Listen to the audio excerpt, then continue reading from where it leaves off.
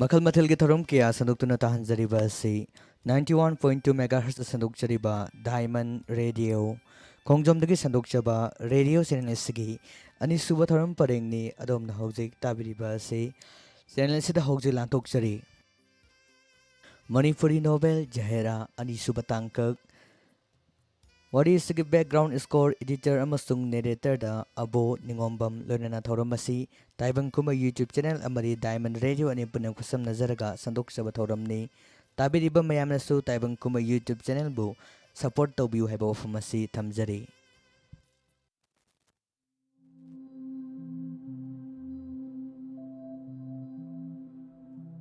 Amir Sigi ingkhol manung makha thangba domda magi office ama lei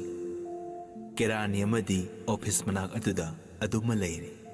Kerani adugi mayum aduga tombi bibi gi imunga tapna ngangnabada tanari leirang anemba amata makhalle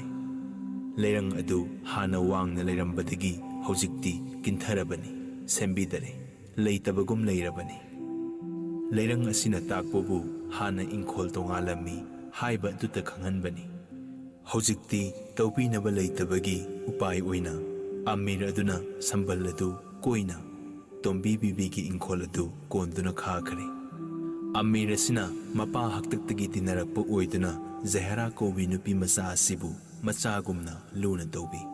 Zahra nasu mapani haina kina nungsina satchai tombi bibi asina su Amir asibu mapa mapigi haiba khangna laigumna luna kina satsai hakna tinadaba minadi Zahra asi Amir Sigi machamakla haina uraba matani asumna Amir Sigi kolup oiraba mama machani Kerani Sigi sumang oina tauri office Sigi makha thangbada jaga kunmanga kuntarukna mayung marakti khara hanthaba lambak macha ma leini mamang lomda achauba hai leina singba asi haukhre Amir adugi Bangla oina tauba yum aduna awanglomda leikhre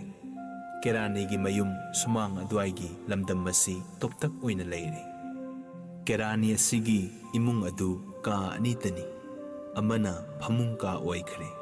mamang thangba ka aduna drawing room oina leire Mangol matek amale Kerani asiga magi nupiga machanipa sahi taruk rom suraba amane ahum asitani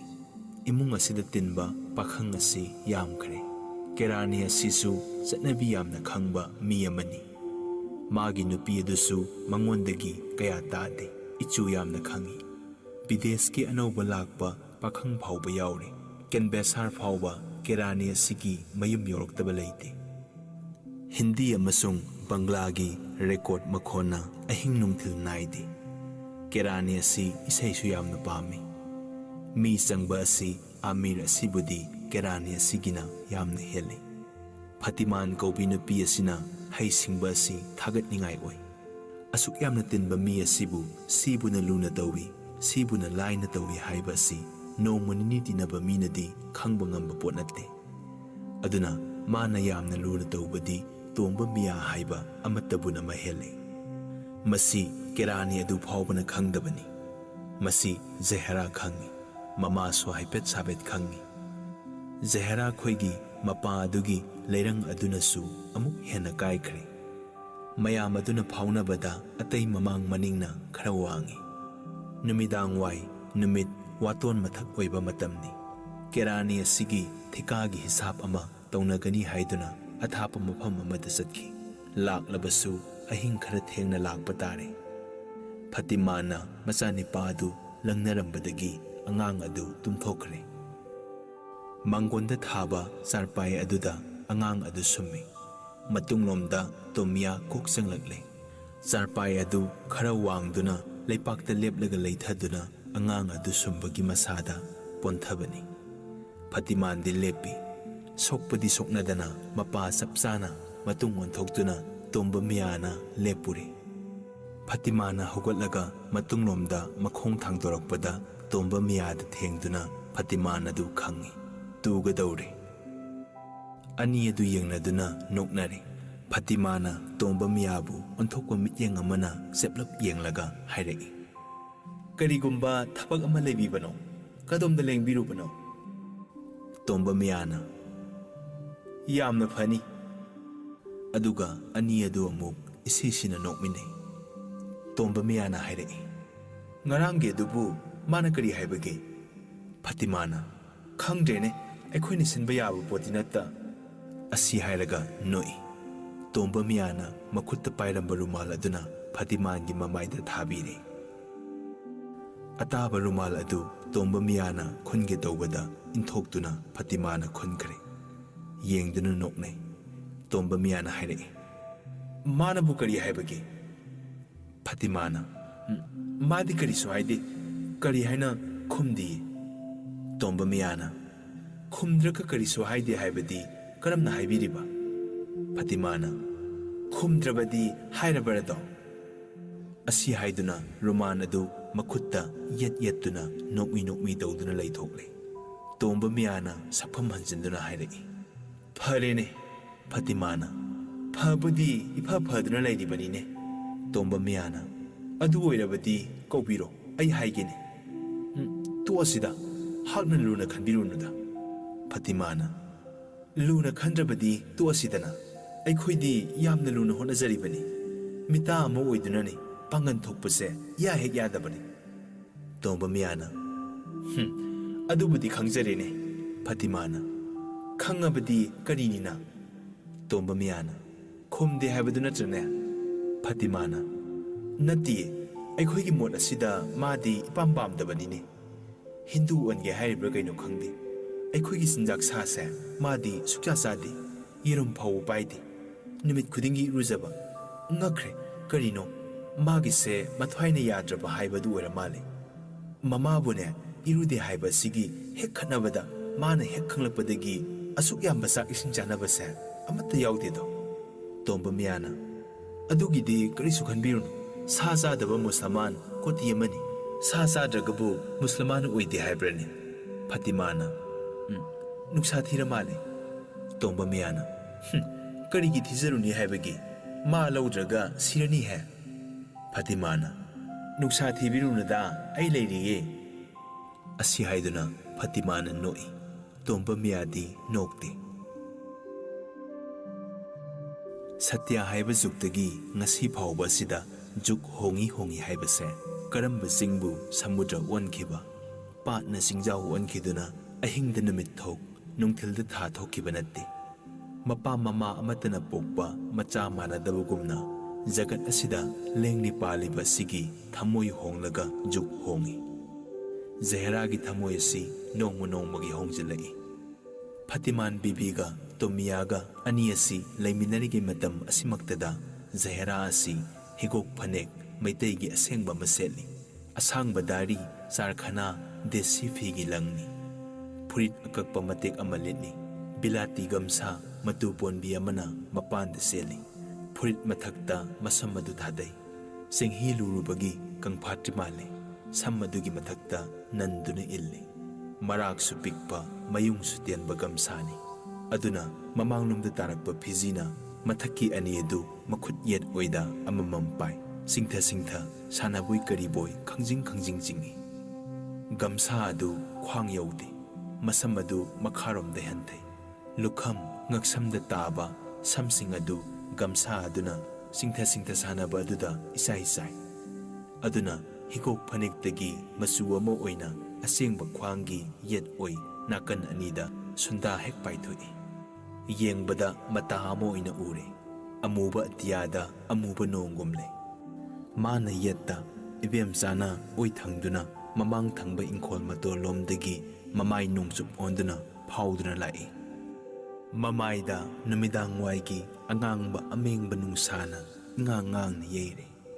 ꯇꯣꯔꯕꯥꯟ ꯂꯝꯍꯥꯡ ꯑꯇꯣꯡꯕꯗ ꯍꯧꯕ ꯃꯄꯣꯞ ꯐꯕ, ꯃꯅꯥ ꯄꯨꯡꯕ, ꯏꯟꯈꯠꯂꯛꯄ ꯁꯅꯥ ꯈꯣꯡꯅꯥꯡ ꯄꯥꯝꯕꯤꯒꯨꯝꯅ ꯌꯦꯡꯕꯗ ꯖꯍꯦꯔꯥꯗꯣ ꯇꯁꯦꯡ ꯇꯁꯦꯡ ꯎꯏ꯫ ꯁꯣꯛ ꯎꯕꯗ ꯄꯥꯞꯃꯛ ꯀꯣꯛꯀꯗꯧꯕꯒꯨꯝ ꯎꯔꯦ꯫ ꯅꯤꯡꯏ꯫ ꯌꯥꯇꯣꯜ ꯎꯔꯞ ꯎꯔꯞ ꯅꯣꯛꯏ꯫ ꯃꯈꯣꯟꯗꯤ ꯊꯣꯛꯇꯦ꯫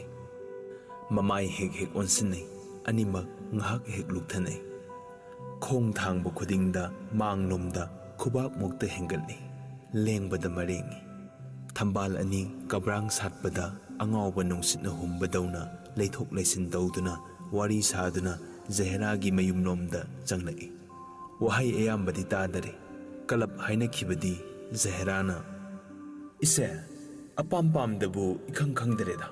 ꯑꯩꯅ ꯈꯟꯖꯔꯤꯕ ꯍꯥꯏꯕꯕꯨ ꯏꯆꯦꯈꯣꯏꯒꯤ ꯅꯥꯛꯇ ꯆꯪꯖꯕꯗ ꯍꯪꯒꯣꯏꯕꯤꯗꯕ ꯑꯁꯤꯇꯅꯤ꯫ ꯑꯩꯅ ꯈꯟꯖꯔꯤꯕ ꯑꯗꯨꯒꯤꯅꯤ"꯫ ꯑꯅꯤꯅ ꯁꯥꯔꯤꯕ ꯋꯥꯔꯤ ꯑꯁꯤ ꯇꯥꯔꯨꯕꯗ ꯀꯌꯥ ꯅꯨꯡꯉꯥꯏꯕ ꯄꯣꯠ ꯅꯠꯇꯔꯦ꯫ ꯃꯈꯣꯏꯅꯁꯨ ꯃꯤ ꯀꯌꯥ ꯇꯥꯍꯟꯅꯤꯡꯗꯕ ꯑꯣꯏꯅ ꯇꯧꯔꯤ꯫ ꯑꯗꯨꯒ ꯃꯤꯅꯗꯤ ꯌꯥꯝꯅ ꯇꯥꯅꯤꯡꯕ ꯋꯥꯔꯤꯖꯥꯠꯅꯤ꯫ ꯑꯗꯨꯕꯨ ꯇꯥꯔꯨꯕꯕꯨꯗꯤ ꯌꯦꯡꯕꯅ ꯐꯅ ꯅꯨꯡꯉꯥꯏꯔꯕ ꯋꯥꯔꯤꯅꯤ꯫ "ꯏꯕꯦꯝꯆꯥ ꯈꯣꯏꯔꯣꯝꯗꯒꯤ ꯂꯥꯛꯏꯕꯅꯤ꯫ ꯖꯍꯦꯔꯥꯅ ꯆꯠꯂꯨꯕ ꯊꯤꯜꯂꯛꯄꯗꯒꯤ ꯂꯦꯞꯁꯤ ꯀꯗꯥꯏ, ꯋꯥꯔꯤꯒꯤ ꯃꯇꯥꯡ ꯑꯗꯨꯅ ꯂꯩꯍꯧꯁꯤ ꯀꯗꯥꯏ ꯌꯧꯔꯛꯂꯕꯖꯥꯠꯅꯤ"꯫ ꯖꯍꯦꯔꯥꯒꯤ ꯁꯨꯃꯥꯡ ꯌꯧꯔꯛꯂꯦ꯫ ꯁꯨꯃꯥꯡꯒꯤ ꯆꯤꯡꯈꯩꯒꯤ ꯆꯤꯊꯦꯛꯇ ꯑꯅꯤ ꯑꯗꯨ ꯂꯦꯞꯄꯤ꯫ ꯃꯥꯏꯊꯣꯡ ꯑꯅꯤ ꯑꯗꯨ ꯌꯦꯡꯕꯗ ꯍꯔꯥꯎꯕꯅꯤ ꯍꯥꯏꯁꯤꯔꯥ ꯑꯋꯥꯕꯃꯛꯅꯤꯁꯨ ꯍꯥꯏꯕ ꯌꯥꯗꯦ꯫ ꯏꯕꯦꯝꯆꯥꯅ ꯈꯤꯠ ꯃꯥꯏꯊꯣꯡ ꯃꯀꯥ ꯂꯥꯝꯅ ꯎꯏ꯫ ꯃꯩꯇꯩꯒꯤ ꯃꯧꯒ ꯄꯥꯡꯒꯟꯒꯤ ꯂꯩꯁꯥꯕꯤꯒ ꯑꯅꯤ ꯑꯁꯤ ꯐꯤꯖꯦꯠ ꯆꯛꯆꯥ ꯆꯞ ꯃꯥꯟꯅꯩ꯫ ꯃꯩꯇꯩꯅ ꯌꯦꯡꯂꯒꯅ ꯃꯧ ꯉꯥꯛꯇ ꯑꯣꯏꯅ ꯎꯏ, ꯄꯥꯡꯒꯟꯅ ꯌꯦꯡꯂꯒꯅ ꯂꯩꯁꯥꯕꯤ ꯉꯥꯛꯇ ꯑꯣꯏꯅ ꯎꯏ꯫ ꯄꯣꯠ ꯊꯝꯐꯝ ꯀꯥꯎꯕ ꯅꯤꯡꯁꯤꯡꯅꯕ ꯑꯣꯏꯅ ꯉꯥꯏꯍꯥꯛ ꯎꯏ, ꯉꯥꯏꯍꯥꯛ ꯋꯥꯔꯤ ꯁꯥꯟꯅꯕ ꯑꯣꯏꯅ ꯎꯏ꯫ ꯏꯕꯦꯝꯆꯥ ꯍꯥꯏꯕꯤ ꯑꯁꯤ ꯖꯍꯦꯔꯥꯒꯤ ꯃꯃꯥꯡ ꯊꯪꯕꯗ ꯂꯩꯕ ꯃꯩꯇꯩ ꯂꯩꯀꯥꯏ ꯋꯥꯡꯈꯩ ꯈꯨꯅꯧꯗ ꯂꯩꯕ ꯅꯨꯄꯤꯅꯤ꯫ ꯃꯁꯛ ꯃꯇꯧ ꯋꯥꯠꯄ ꯃꯤ ꯅꯠꯇꯦ꯫ ꯃꯈꯨꯠ ꯃꯁꯥ ꯃꯍꯩ ꯃꯁꯤꯡ ꯌꯥꯝꯅ ꯍꯩꯕ ꯅꯨꯄꯤꯅꯤ꯫ ꯐꯤꯔꯣꯟ ꯁꯥꯕꯒꯤ ꯑꯣꯖꯥꯅꯤ ꯍꯥꯏꯕꯁꯨ ꯌꯥꯏ꯫ ꯄꯩꯁꯥ ꯄꯤꯗꯨꯅ ꯇꯝꯕꯗꯤ ꯅꯠꯇꯦ꯫ ꯖꯍꯦꯔꯥꯅꯁꯨ ꯍꯪꯖꯩ, ꯍꯪꯉꯨꯗ꯭ꯔꯕꯁꯨ ꯏꯕꯦꯝꯆꯥꯅꯁꯨ ꯇꯥꯛꯄꯤ꯫ ꯔꯥꯁꯤ ꯂꯩꯕ ꯅꯨꯄꯤ ꯃꯆꯥ ꯃꯁꯦꯟ ꯑꯣꯏꯗꯨꯅ ꯑꯅꯤ ꯑꯁꯤ ꯌꯥꯝꯅ ꯆꯥꯟꯅꯩ, ꯌꯥꯝꯅ ꯅꯨꯡꯁꯤꯅꯩ꯫ ꯆꯥꯟꯅꯕ ꯍꯥꯏꯕ ꯑꯁꯤ ꯆꯍꯤ ꯑꯉꯥꯡ ꯑꯍꯜ ꯅꯥꯏꯕ ꯅꯠꯇꯦ꯫ ꯒꯨꯟ ꯂꯩꯕ, ꯔꯥꯁꯤ ꯂꯩꯕ ꯃꯁꯦꯟꯗꯤ ꯃꯍꯧꯁꯥꯗꯒꯤ ꯏꯀꯥꯏ ꯈꯨꯝꯅꯅ ꯆꯥꯟꯅꯕ ꯃꯤꯠꯁꯤꯅꯤ꯫ ꯑꯃꯤꯔ ꯑꯗꯨꯒꯤ ꯃꯆꯥ ꯃꯃꯧ ꯌꯥꯝꯅ ꯑꯇꯩ ꯃꯨꯁꯂꯃꯥꯟꯁꯨ ꯂꯩ꯫ ꯑꯁꯤꯕꯨ ꯖꯍꯦꯔꯥꯅ ꯈꯣꯏꯗꯧ ꯇꯥꯅ ꯇꯤꯟꯅꯔꯨꯕ ꯈꯛ ꯂꯩꯇꯦ꯫ ꯃꯥꯅ ꯈꯪꯖꯔꯛꯄꯗꯒꯤ ꯅꯥꯏꯇꯣꯝ ꯇꯥꯕ ꯑꯣꯏꯅ ꯁꯨꯝ ꯂꯩꯖꯔꯛꯏ꯫ ꯍꯟꯗꯛ ꯃꯤꯔꯣꯜ ꯈꯔ ꯇꯥꯔꯛꯂꯕ ꯃꯇꯝ ꯑꯁꯤꯗ ꯏꯕꯦꯝꯆꯥꯅ ꯃꯄꯥꯝꯗ ꯍꯜꯂꯛꯂꯒ ꯐꯤꯁꯥ ꯂꯣꯟꯁꯥꯒꯤ ꯃꯔꯤꯗꯒꯤ ꯇꯤꯟꯅꯈꯤꯕꯁꯤ ꯃꯉꯥꯏꯔꯦ꯫ ꯍꯟꯗꯛꯇꯤ ꯃꯥꯒꯤ ꯁꯪꯒ ꯆꯞ ꯆꯥꯖꯔꯔꯤ꯫ ꯖꯍꯦꯔꯥ ꯍꯥꯏꯕꯤ ꯑꯁꯤ ꯃꯥꯅ ꯃꯤꯔꯣꯜ ꯈꯪꯂꯛꯄꯗꯒꯤ ꯏꯔꯨꯖꯗꯅ ꯆꯥꯛ ꯆꯥꯗꯦ꯫ ꯆꯥꯛ ꯆꯥꯕꯗ ꯁꯦꯠꯄ ꯐꯤ ꯃꯇꯝ ꯑꯇꯩꯗ ꯁꯦꯠꯇꯦ, ꯇꯣꯉꯥꯟꯅ ꯊꯝꯃꯤ꯫ ꯆꯥꯛꯈꯨꯝ ꯐꯨꯡꯒꯥꯒ ꯇꯤꯟꯅꯗꯦ꯫ ꯅꯨꯃꯤꯠ ꯈꯨꯗꯤꯡꯒꯤ ꯆꯥꯛꯈꯨꯝ ꯋꯥꯏ ꯇꯩꯊꯣꯛꯏ꯫ ꯁꯨꯃꯥꯡ ꯃꯥꯡꯒꯣꯜ ꯅꯨꯃꯤꯠ ꯈꯨꯗꯤꯡꯒꯤ ꯋꯥꯏ ꯇꯩꯕ ꯇꯣꯛꯇꯦ꯫ ꯌꯦꯟ ꯈꯨꯅꯨ ꯂꯣꯏꯗꯦ꯫ ꯆꯥꯖꯅꯤꯡꯗꯦ ꯍꯥꯏꯗꯨꯅ ꯃꯨꯁꯂꯃꯥꯟ ꯃꯥꯒꯤ ꯆꯥꯛꯆꯥ ꯍꯩꯖꯥꯅꯕ ꯑꯃꯠꯇ ꯌꯥꯎꯗꯦ꯫ ꯃꯁꯤꯅ ꯏꯕꯦꯝꯆꯥꯅ ꯀꯔꯤꯒꯨꯝꯕ ꯑꯃꯠꯇ ꯍꯪꯒꯣꯏꯕ ꯂꯩꯇꯦ꯫ ꯄꯣꯛꯃꯤꯟꯅꯕ ꯃꯆꯤꯟ ꯃꯅꯥꯎ ꯑꯣꯏꯅ ꯅꯨꯡꯁꯤ, ꯏꯀꯥꯏ ꯈꯨꯝꯅꯩ꯫ ꯑꯁꯤꯒꯤ ꯃꯊꯛꯇ ꯍꯟꯗꯛ ꯖꯍꯦꯔꯥꯒꯤ ꯑꯇꯣꯞꯄ ꯋꯥꯐꯝ ꯑꯃꯒꯤ ꯇꯧꯐꯝ ꯈꯪꯗꯕ ꯊꯕꯛ ꯑꯣꯏꯔꯗꯨꯅ ꯏꯕꯦꯝꯆꯥ ꯑꯁꯤ ꯊꯋꯥꯏ ꯋꯥꯔꯦ꯫ ꯑꯅꯤ ꯑꯁꯤ ꯉꯥꯏꯍꯥꯛ ꯇꯨꯃꯤꯟ ꯇꯨꯃꯤꯟꯅ ꯂꯩꯅꯔꯨꯔꯒ ꯏꯕꯦꯝꯆꯥꯅ ꯅꯤꯡꯉꯝꯗꯕ ꯈꯣꯟꯊꯣꯛ ꯑꯣꯏꯅ ꯍꯥꯏ, "ꯏꯕꯦꯝꯃ, ꯄꯥꯡꯖꯗꯕ ꯎꯔꯤꯅ ꯃꯇꯣꯟꯗ ꯂꯦꯞꯄ ꯉꯝꯖꯗꯗꯨꯅ ꯃꯥꯒꯤ ꯃꯈꯣꯡ ꯊꯥꯗꯣꯛꯇꯨꯅ ꯆꯠꯈ꯭ꯔꯒ ꯃꯥꯒꯤ ꯑꯣꯡꯖꯐꯝ ꯆꯥꯖꯐꯝ ꯑꯣꯏꯕ ꯎꯄꯥꯟ ꯑꯆꯧꯕ ꯑꯀꯟꯕ ꯑꯃꯗ ꯌꯦꯠꯆꯔꯨꯏ꯫ ꯇꯨꯔꯦꯜ ꯃꯆꯥ ꯃꯥꯒꯤ ꯏꯆꯦꯅ ꯃꯇꯣꯝꯇ ꯆꯠꯈꯤꯗꯨꯅ ꯑꯆꯧꯕ ꯁꯃꯨꯗ꯭ꯔꯗ ꯇꯤꯜꯂꯨꯕꯗ ꯀꯅꯥꯅ ꯃꯥꯕꯨ ꯅꯣꯛꯅꯕꯤꯗꯦ? ꯑꯩꯒꯤ ꯑꯣꯏꯖꯕ ꯃꯥꯕꯨ ꯑꯩꯒꯤꯅꯤ ꯍꯥꯏꯅ ꯇꯥꯟꯅꯖꯕꯗ ꯑꯩꯒꯤ ꯏꯀꯥꯏꯕ ꯑꯆꯣꯞꯄ ꯑꯣꯏꯕ ꯃꯤꯑꯣꯏꯕꯒꯤ ꯃꯄꯣꯛꯇ ꯅꯈꯣꯏ ꯑꯩꯈꯣꯏ ꯍꯥꯏꯕꯁꯦ ꯕꯤꯙꯥꯇꯥꯒꯤ ꯌꯦꯛꯅꯕꯅꯤ꯫ ꯑꯁꯤꯕꯨ ꯅꯨꯡꯁꯤ ꯍꯩꯕ ꯀꯧꯁꯤꯔꯥ, ꯕꯤꯙꯤ ꯀꯧꯁꯤꯔꯥ"꯫ ꯖꯍꯦꯔꯥꯅ, "ꯏꯆꯦ, ꯁꯨꯝ ꯇꯧꯗꯨꯅ ꯇꯣꯛꯂꯒꯗ꯭ꯔꯥ"꯫ ꯏꯕꯦꯝꯆꯥꯗꯣ ꯈꯨꯝꯗꯦ꯫ ꯖꯍꯦꯔꯥꯅ ꯃꯥꯒꯤ ꯑꯋꯥꯕ ꯅꯨꯡꯉꯥꯏꯇꯕꯁꯤ ꯏꯕꯦꯝꯆꯥꯗ ꯅꯠꯇꯅ ꯀꯅꯥ ꯑꯃꯠꯇꯗ ꯍꯥꯏꯖꯔꯨꯕ ꯂꯩꯇꯦ꯫ ꯖꯍꯦꯔꯥꯒꯤ ꯑꯋꯥꯕ ꯑꯁꯤ ꯃꯤ ꯑꯃꯗ ꯍꯥꯏꯗꯣꯛꯄꯗ ꯖꯍꯦꯔꯥꯒꯤ ꯀꯔꯤꯒꯨꯝꯕ ꯑꯃꯠꯇ ꯇꯣꯡꯖꯕ ꯂꯩꯇ꯭ꯔꯕ ꯋꯥꯅꯤ꯫ ꯑꯁꯤꯅ ꯍꯥꯏꯗꯣꯛꯄ ꯌꯥꯗꯕ ꯑꯋꯥꯕ ꯃꯩ ꯑꯣꯏꯗꯨꯅ ꯖꯍꯦꯔꯥ ꯑꯁꯤ ꯂꯧꯗꯅ ꯀꯥꯔꯦ, ꯌꯥꯏꯗꯅ ꯀꯪꯂꯕꯅꯤ꯫ ꯑꯋꯥꯕ ꯅꯪꯂꯕ ꯃꯤꯅ ꯃꯤꯒꯤ ꯑꯋꯥꯕ ꯎꯔꯒ ꯋꯥꯕ ꯍꯦꯜꯂꯤ꯫ ꯑꯋꯥꯕ ꯏꯇꯠ ꯇꯠꯇꯅ ꯅꯪꯂꯕ ꯃꯥꯗꯤ ꯑꯋꯥꯕꯕꯨ ꯁꯤꯟꯖꯥꯡ ꯑꯣꯏꯗꯨꯅ ꯋꯥꯈꯤꯗꯦ ꯍꯥꯏꯕ ꯑꯁꯤ ꯇꯔꯀ ꯁꯥꯁꯇ꯭ꯔꯒꯤ ꯋꯥꯅꯤ꯫ ꯑꯉꯥꯡꯅꯤ, ꯍꯧꯅꯖꯕꯅꯤ꯫ ꯅꯣꯡꯃ ꯅꯤꯅꯤ ꯉꯥꯡꯖꯔꯒ ꯅꯤꯡꯅꯕꯒꯤ ꯃꯨꯔꯇꯤ ꯑꯗꯨ ꯑꯗꯨꯝ ꯃꯥꯡꯖꯈꯤꯒꯅꯤ ꯍꯥꯏꯗꯨꯅ ꯈꯜꯂꯝꯕꯅꯤ꯫ ꯑꯗꯨꯕꯨ ꯍꯧꯖꯤꯛ ꯆꯪꯐꯝ ꯂꯩꯇ꯭ꯔꯕ, ꯄꯥꯡꯒꯜ ꯊꯣꯛꯇ꯭ꯔꯕ ꯖꯍꯦꯔꯥꯒꯤ ꯃꯥꯏꯊꯣꯡ ꯑꯗꯨ ꯎꯕꯗ ꯏꯕꯦꯝꯆꯥ ꯑꯗꯨ ꯈꯥꯡꯕ ꯉꯝꯗꯔꯦ꯫ ꯀꯅꯥ ꯑꯃꯠꯇꯕꯨ ꯅꯤꯟꯗꯥ ꯇꯧꯔꯨꯕ ꯂꯩꯇꯔꯦ꯫ ꯕꯤꯙꯥꯇꯥꯅ ꯍꯤꯟꯗꯨ ꯃꯨꯁꯂꯃꯥꯟ ꯍꯥꯏꯅ ꯈꯥꯏꯕꯤꯔꯝꯂꯤꯕ ꯀꯔꯤꯒꯤꯅꯣ? ꯑꯗꯨꯒ ꯅꯤꯡꯅꯕꯒꯤ ꯃꯔꯤꯕꯨꯗꯤ ꯀꯔꯤꯒꯤ ꯀꯛꯊꯠꯄꯤꯔꯝꯗꯕꯒꯦ? ꯅꯪꯅ ꯁꯦꯝꯕ ꯅꯤꯌꯝ ꯑꯁꯤ ꯂꯥꯜꯂꯤ ꯍꯥꯏꯅ ꯂꯥꯏꯗ ꯁꯥꯎꯏ꯫ ꯏꯕꯦꯝꯆꯥꯅ ꯃꯁꯥꯅ ꯑꯇꯣꯞꯄ ꯕꯤꯖꯥꯇꯤ ꯑꯃ ꯅꯨꯡꯁꯤꯔꯨꯔꯗꯨꯅ ꯃꯗꯨꯗꯒꯤ ꯈꯪꯍꯧꯕ ꯑꯋꯥꯕ ꯅꯠꯇꯦ꯫ ꯃꯥꯅ ꯑꯉꯥꯡ ꯑꯣꯏꯔꯤꯉꯩꯗꯒꯤ ꯍꯧꯅ ꯑꯃꯁꯨꯡ ꯍꯧꯖꯤꯛꯁꯨ ꯃꯈꯣꯏꯒꯤ ꯂꯝꯗꯝ ꯑꯁꯤꯗ ꯂꯥꯏꯕꯛ ꯆꯥꯎꯔꯕ ꯃꯤ ꯈꯔ ꯎꯔꯤ꯫ ꯃꯈꯣꯏꯒꯤ ꯃꯔꯛꯇ ꯅꯨꯄꯤꯅ ꯀꯌꯥ ꯅꯨꯄꯥꯅ ꯀꯌꯥꯅꯤ꯫ ꯅꯨꯄꯤꯁꯤꯡ ꯑꯁꯤ ꯂꯩꯕꯥꯛ ꯑꯁꯤꯗ ꯊꯕꯛ ꯇꯧꯕ ꯂꯥꯛꯄ ꯌꯨꯔꯣꯄꯤꯌꯥꯟꯁꯤꯡꯅ ꯂꯧꯔꯝꯕꯅꯤ꯫ ꯃꯈꯣꯏꯅ ꯃꯅꯤꯄꯨꯔ ꯊꯥꯗꯣꯛꯇꯨꯅ ꯆꯠꯈꯤꯕ ꯃꯇꯝꯗ ꯅꯣꯡꯖꯨ ꯊꯥꯒꯤ ꯏꯆꯥꯎꯒꯤ ꯏꯆꯦꯟꯅ ꯇꯣꯔꯕꯥꯟ ꯂꯝꯄꯥꯛꯀꯤ ꯃꯇꯝꯕꯥꯛꯇ ꯆꯥꯛꯆꯥ ꯃꯥꯡꯌꯥ ꯇꯥꯔꯝꯕꯒꯨꯝ ꯍꯧꯅꯕꯤ ꯑꯣꯏꯅ ꯅꯨꯄꯤꯁꯤꯡ ꯑꯗꯨꯕꯨ ꯍꯨꯟꯗꯣꯛꯂꯝꯗꯨꯅ ꯆꯠꯈꯤ꯫ ꯅꯨꯄꯤꯁꯤꯡ ꯑꯁꯤꯕꯨ ꯃꯩꯇꯩ ꯒꯧꯔꯤꯌꯥꯅ ꯑꯃꯣꯠꯄ ꯑꯃꯥꯡꯕ ꯄꯛꯂꯕ ꯐꯤꯒꯨꯝꯅ ꯁꯣꯛꯅ ꯁꯝꯅꯔꯨꯕ ꯂꯩꯇꯔꯦ꯫ ꯒꯧꯔꯤꯌꯥ ꯁꯃꯥꯖꯀꯤ ꯃꯅꯨꯡ ꯆꯟꯕ ꯀꯩꯔꯣꯏ ꯂꯩꯀꯥꯏ ꯕꯥꯗꯤ ꯁꯝꯕꯥꯗꯤ ꯑꯋꯥꯠꯄ ꯇꯦꯡꯕꯥꯡꯅꯕ ꯅꯨꯡꯁꯤꯅꯕꯒꯤ ꯎꯄꯥꯏ, ꯁꯣꯛꯅ ꯁꯝꯅꯕ ꯇꯤꯟꯅꯕ ꯅꯨꯡꯁꯤꯅꯕꯒꯤ ꯎꯄꯥꯏ, ꯂꯨꯄꯥ ꯄꯩꯁꯥꯅ ꯃꯅꯤꯃꯨꯛ ꯇꯥꯅ ꯁꯤꯟꯕ ꯌꯥꯗ꯭ꯔꯕ ꯂꯝꯕꯤ ꯑꯄꯨꯝꯕꯗꯨ ꯐꯪꯈꯤꯗꯔꯦ꯫ ꯄꯣꯛꯃꯤꯟꯅꯕ ꯃꯕꯨꯡ ꯃꯧꯄꯥ ꯃꯆꯦ ꯃꯅꯦꯝ ꯃꯄꯥ ꯃꯃꯥ ꯄꯨꯝꯅꯃꯛ ꯐꯥꯎꯕ ꯃꯤꯠꯆꯤꯅ ꯌꯦꯡꯕ ꯌꯥꯈꯤꯗ꯭ꯔꯕꯅꯤ꯫ ꯃꯥꯒꯤ ꯄꯨꯟꯁꯤ ꯂꯦꯟꯅꯕꯒꯤ ꯎꯄꯥꯏ ꯊꯤꯕꯗ ꯑꯉꯛꯄ ꯊꯧꯔꯝꯅ ꯃꯥꯒꯤ ꯈꯨꯠꯂꯥꯏ ꯑꯣꯏꯗꯨꯅ ꯆꯠꯂꯤ꯫ ꯖꯥꯠ ꯇꯥꯕ ꯍꯥꯏꯕ ꯃꯤꯡꯊꯣꯜ ꯑꯁꯤꯒꯤ ꯃꯊꯛꯇ ꯐꯠꯇꯕꯒꯤ ꯃꯊꯛꯇ ꯐꯠꯇꯕꯇ ꯑꯣꯏꯈꯤꯗꯨꯅ ꯃꯥꯕꯨ ꯀꯧꯅꯔꯨꯕ ꯐꯥꯎꯕꯗ ꯑꯃꯣꯠꯄ ꯐꯠꯇꯕ ꯆꯣꯡꯉꯛꯑꯕꯣꯏ ꯅꯤꯡꯅꯗꯨꯅ ꯊꯥꯞꯅ ꯍꯟꯗꯣꯛꯅꯩ꯫ ꯀꯧꯅꯔꯨꯕ ꯃꯤ ꯑꯗꯨ ꯐꯥꯎꯕ ꯃꯔꯤꯡ ꯃꯔꯥꯡꯉꯤ꯫ ꯃꯀꯣꯛꯇ ꯊꯣꯡꯕ ꯄꯣꯠꯄꯨ ꯈꯨꯠꯅ ꯂꯥꯝꯕ ꯐꯪꯗꯕꯒꯨꯝ ꯑꯇꯣꯞꯄ ꯂꯩꯄꯥꯛ ꯑꯃꯗ ꯂꯩꯈꯤꯕꯁꯨ ꯅꯠꯇ ꯎꯅ ꯎꯅ ꯇꯥꯅ ꯇꯥꯅ ꯎꯕ ꯐꯪꯗꯅꯥꯏꯅ ꯅꯛꯅ ꯁꯃꯥꯖꯀꯤ ꯀꯥꯏꯅꯕ ꯃꯩꯅ ꯃꯇꯝ ꯄꯨꯝꯅꯃꯛꯇ ꯆꯥꯛꯇꯨꯅ ꯃꯥꯒꯤ ꯃꯁꯥ ꯑꯗꯨ ꯎꯠ ꯑꯣꯏꯗꯨꯅ ꯇꯥꯍꯜꯂꯤ꯫ ꯖꯥꯇꯤꯒꯤ ꯃꯅꯨꯡꯗ ꯂꯩꯔꯤꯉꯩ ꯍꯧꯈ꯭ꯔꯕ ꯄꯨꯟꯁꯤꯒꯤ ꯇꯣꯔꯩ ꯇꯨꯈꯨꯟ ꯄꯨꯝꯅꯃꯛꯄꯨ ꯍꯟꯅ ꯍꯟꯅ ꯌꯦꯡꯗꯨꯅ ꯀꯞꯄꯤ꯫ ꯁꯪꯁꯥꯔꯒꯤ ꯍꯧꯅꯕꯗꯤ ꯍꯧꯈ꯭ꯔꯕ ꯃꯇꯝꯕꯨ ꯆꯨꯝꯅꯗ ꯅꯤꯡꯁꯤꯡꯉꯨꯕꯗ ꯈꯥꯡꯕ ꯉꯝꯗꯗꯨꯅ ꯋꯥꯅꯔꯤꯕꯅꯤ꯫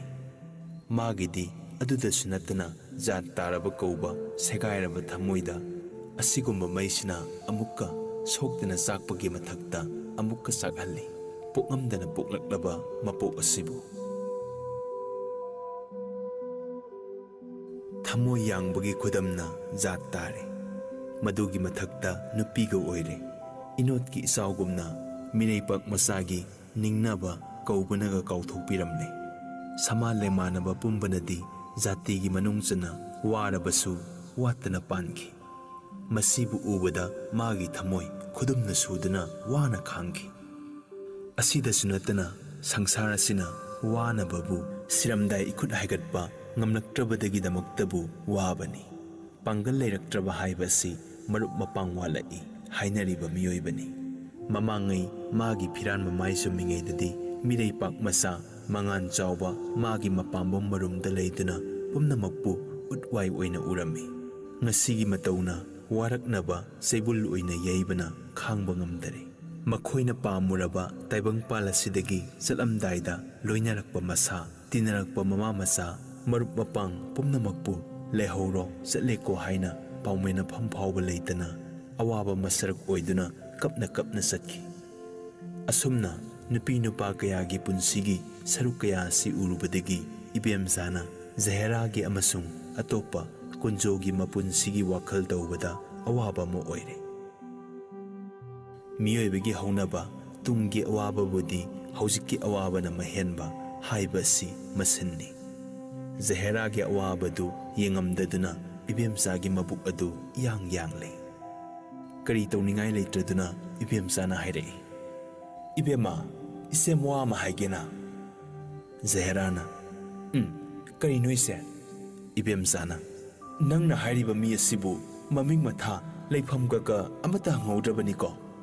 ꯖꯍꯦꯔꯥꯗꯣ ꯅꯣꯛꯏ ꯍꯥꯏꯔꯛꯏ, "ꯀꯗꯥꯏꯗꯒꯤ ꯍꯪꯉꯨꯅꯤ ꯍꯥꯏꯕꯒꯤꯅꯤ ꯏꯆꯦ, ꯑꯩꯗꯤ ꯏꯆꯦꯗ ꯂꯩꯖꯔꯤꯕꯁꯤꯅꯤ." "ꯑꯗꯣ ꯃꯥꯏꯕ ꯑꯗꯨ ꯏꯆꯦ ꯈꯪꯕꯤ ꯍꯥꯏꯕꯗꯥꯏꯅꯦ?" ꯏꯕꯦꯝꯆꯥꯅ, "ꯑꯗꯨꯕꯨꯗꯤ ꯈꯪꯉꯤꯅꯦ, ꯍꯣꯏꯅꯦ ꯆꯨꯝꯃꯤꯅꯦ." ꯑꯁꯤ ꯍꯥꯏꯔꯒ ꯏꯕꯦꯝꯆꯥꯗꯣ ꯅꯣꯛꯏ꯫ ꯑꯅꯤ ꯑꯁꯤꯅ ꯋꯥꯔꯤ ꯁꯥꯗꯨꯅ ꯂꯩꯔꯤꯉꯩ ꯑꯁꯤꯗ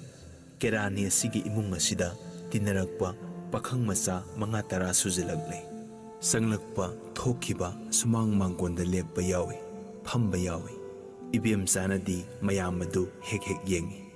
ꯖꯍꯦꯔꯥꯗꯤ ꯁꯨꯛꯌꯦꯡ ꯌꯦꯡꯗꯦ꯫ ꯖꯍꯦꯔꯥꯅ ꯌꯦꯡꯗꯕꯁꯨ ꯏꯕꯦꯝꯆꯥꯅ ꯌꯦꯡꯕꯁꯨ ꯑꯥꯔꯊ ꯏꯂꯩ ꯂꯩ꯫ ꯕ꯭ꯌꯥꯈꯥꯗꯤ ꯇꯣꯉꯥꯜꯂꯤ, ꯑꯥꯔꯊꯗꯤ ꯑꯃꯠꯇꯅꯤ꯫ ꯇꯣꯝꯕ ꯃꯤꯌꯥ ꯑꯁꯤ ꯀꯦꯔꯥꯅꯤ ꯑꯁꯤꯒꯤ ꯏꯃꯨꯡꯗ ꯍꯥꯟꯅ ꯂꯩꯔꯦ ꯍꯥꯏꯕꯁꯤ ꯖꯍꯦꯔꯥꯁꯨ ꯏꯕꯦꯝꯆꯥꯁꯨ ꯈꯪꯗꯦ꯫ ꯐꯇꯤꯃꯥꯟꯒ ꯇꯣꯝꯕ ꯃꯤꯌꯥꯒ ꯑꯅꯤꯗꯤ ꯃꯈꯣꯏ ꯑꯅꯤꯅ ꯋꯥꯔꯤ ꯁꯥꯗꯨꯅ ꯂꯦꯞꯄ ꯑꯁꯤ ꯑꯁꯥꯏꯗꯒꯤ ꯌꯦꯡꯗꯨꯅ ꯂꯩꯔꯝꯂ ꯃꯥꯜꯂꯦ꯫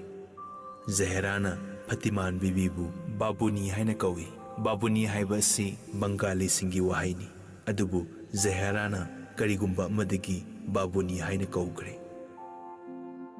ꯔꯥꯁꯤ ꯂꯩꯕ ꯃꯤꯅ ꯉꯥꯡꯕ ꯍꯥꯏꯗꯣꯔꯛꯄ ꯋꯥ ꯑꯗꯨ ꯇꯥꯔꯕ ꯐꯥꯎꯕꯗ ꯔꯥꯁꯤ ꯂꯩꯕ ꯃꯥꯒꯤ ꯔꯥꯁꯤ ꯑꯗꯨ ꯋꯥꯍꯩ ꯑꯗꯨꯗ ꯄꯛꯏ꯫ ꯃꯥꯗꯨꯇꯕꯨ ꯑꯌꯥꯝꯕ ꯃꯤꯅ ꯍꯥꯏꯅꯕ ꯍꯥꯏꯕ ꯑꯁꯤ ꯍꯧꯅꯕꯤꯅꯤ꯫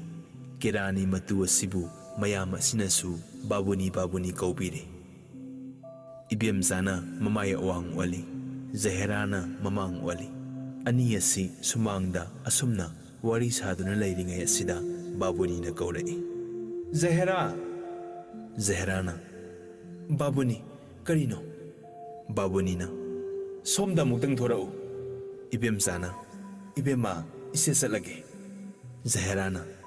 ꯏꯆꯦ, ꯑꯩ ꯍꯣꯔꯦꯟ ꯉꯥꯏꯍꯥꯛ ꯂꯩꯔꯒ ꯂꯥꯛꯆꯒꯦ, ꯋꯥꯔꯤ ꯈꯔ ꯁꯥꯖꯅꯤꯡꯉꯤ꯫ ꯏꯆꯦꯗ ꯑꯩꯅ ꯍꯥꯏꯖꯅꯤꯡꯕ ꯋꯥ ꯑꯃꯇꯪ ꯏꯍꯥꯏ ꯍꯥꯏꯕ ꯉꯝꯗ꯭ꯔꯦ꯫ ꯃꯇꯝ ꯑꯁꯤꯃꯛꯇꯗ ꯐꯇꯤꯃꯥꯅ ꯐꯠ ꯂꯥꯛꯇꯨꯅ ꯑꯁꯥꯎꯕ ꯃꯤꯠꯌꯦꯡꯅ ꯈꯥꯅ ꯏꯕꯦꯝꯆꯥꯗ ꯌꯦꯡꯗꯨꯅ ꯖꯍꯦꯔꯥꯗ ꯉꯥꯡꯏ, ꯀꯩꯗꯧꯔꯒꯦ? ꯉꯥꯏꯍꯥꯛꯇ ꯂꯥꯛꯑꯣ ꯍꯥꯏꯕꯕꯣ? ꯏꯕꯦꯝꯆꯥꯅ, ꯏꯕꯦꯝꯃ, ꯏꯆꯦ ꯆꯠꯂꯦꯀꯣ꯫ ꯑꯁꯤ ꯍꯥꯏꯔꯝꯗꯨꯅ ꯆꯠꯈ꯭ꯔꯦ꯫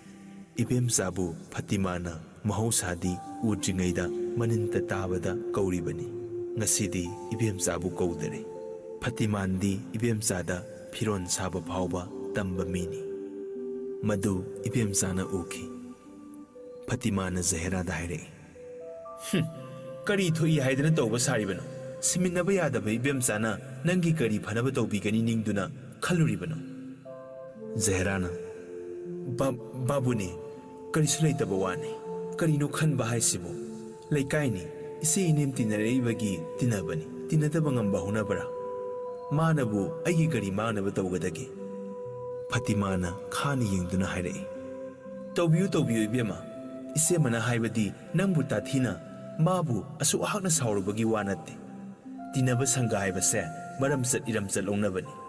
ꯖꯥꯠ ꯑꯃꯅꯤꯗꯣ, ꯑꯗꯨꯅ ꯍꯥꯏꯕꯅꯤ꯫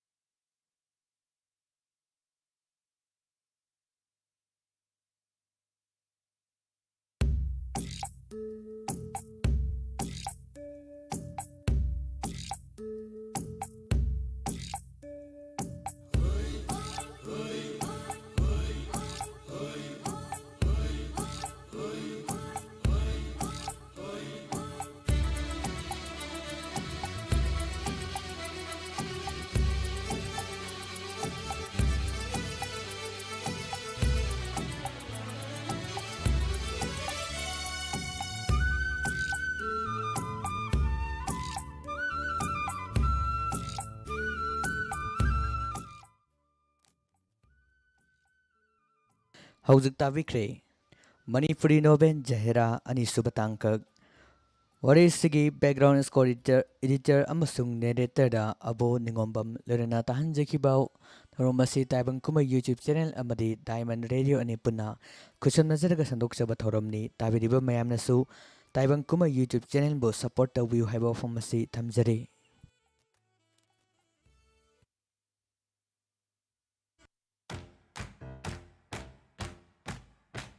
चलो पुनः हौदोग्लूरसि चलो वारेप ngasi laururasi Marks utrabadi nisinghalasi Corona bu tinglasi Marks utrabadi khanghalasi Corona bu tinglasi Chalo aningba pang thoklasi Chalo wasak ama shaklasi Chalo punangak thok minarasi Anova achumba oi halasi Sapon si jinarasi Samthokani khut sa seng dokani Lepa lepa yengani Marks utrabadi nising halasi Corona bu thingani Masi anova singnabani Ay khoi punamayog nagadabani Unsi asigi wazaradi Wapam asi ay khoi ingadabani Titaruk lapthok lasi Anauba kong thang thangani Miyam pambagi khangani Marks utrabadi ningsing halasi Corona bu thinglasi Marks utrabadi khanghalasi Corona bu thinglasi खंगनजबा मालेम पुंबगी ओइना संदरुलिबा कोविड-19 की ओइना लाइचत असिन इरमद मणिपुर असिदसु हौजिक हौजिक कंटेनमेंट जोन ओइदुना थौबाल डिस्ट्रिक्ट की मफम कया लाउथोक्तुना लेबना सथोक ससिनदा फ्री ओइदबना अमदी लॉकडाउन मतमदगी हौदुना हौजिक फावदा सूर नोमलगा तांजरिबा कयादा सेल थुंगी फिबम सोक्चिलकपना मियामगी सेल थाददुना नोमगी सेंदोय खुंगत पिरिबसिंग मरुप ओइना नत्रगा टेंडर लॉटरी तौबिरिबसिंगना लाइचत असिना सोखलबा सेल थुंगी अवाबा मायोक नरिबा खेत्री लेकाइगी प्रजा सिंगी यंगबिदुना नवंबर की तांग मंगा दगिना नवंबर की तांग 13 फाउबा सेंदोय सेलेब अमदी micro finance daily collection lottery tender चिंगबा तौबिदनबा youth athletic union women development association Thoubal Khetri Leikai अनिना डायमंड रेडियो की थोंगदा लाउथोकचरी हाइजरिबा S Premchandra president youth athletic union Thoubal Khetri Leikai secretary K S Ashok Singh youth athletic union Thoubal Khetri Leikai Young Voluntary Association Thoban Khetri Lekai Thobalna Haukiba Tang Ahum Tha Tara English Singani Kunda Lekai Asidano COVID-19 ki positive oiba yaurokpatagi club ki miyoi singna mifam ama famlaga warep ama tajare warep singa sigi matungina lekai asida thingba kharasu thamjari madudi lekai da mayai kaba nisha yonba chaba thakpa matam pumbagi oina thingjinjare maram sadana marks uptana kochat chatpa punbe yaroi tangai fadana chatpa tarabasu SOP ngakna chatpiu amadi thokpiu Tang kun tha tara fawba lekai asida tang kun tha tara fawba lekai asida marup toba lon khombagi mi punba yaroi dharma karma gi thabak thorum sing yari makai mi yamna tinbi daba imung manungi miyoi khaktana tangai fadana pangthokpa haiba mathakta panjari bo wafam sing asi warep nazari khangan jariba A Bisorjit Singh Secretary Young Voluntary Association Thoban Khetri Lekai Awang Lekai Thobal Laying Zari State Amadi National Award Fanglaba MDZA Ulak Usamna BP Nungsang Pukta Gastric Kaba Tang Sikpa Sinus Tonsil Asthma Hwang Naba Singli Naurison Thaba Khongya Saba Nupi Goiba Laina Sing Laying Zari Bama Famari Thongna Thamzari Ahan Bada Kekruvila North AOC Opposite Kekrupata Ayupung Taradagina Numidang Waram Pungma Fauba Laying Zari Ani Shubada Mayang Infal Konsak Bazarda Ayuk Pung Taruk-tagi Ayuk Pung Mapal Fauba Laying Zari Ahum Subadana Yaripok Bamo Lekai Kabarstan Rota Yumsakisa Numit Amadi Thangza Numit Kudingi Ayuk Pung Taradagina Nungtil Pung Mari Fauba Laying Zari Mari Subada All Bazar Zomi Colony Sisipur da Laying Zari Hena Kupamarol Khangbining Basingna Call Taubirao 8414 825323 Amukahana 8414 825323 Langsin Birau Hayum Interiors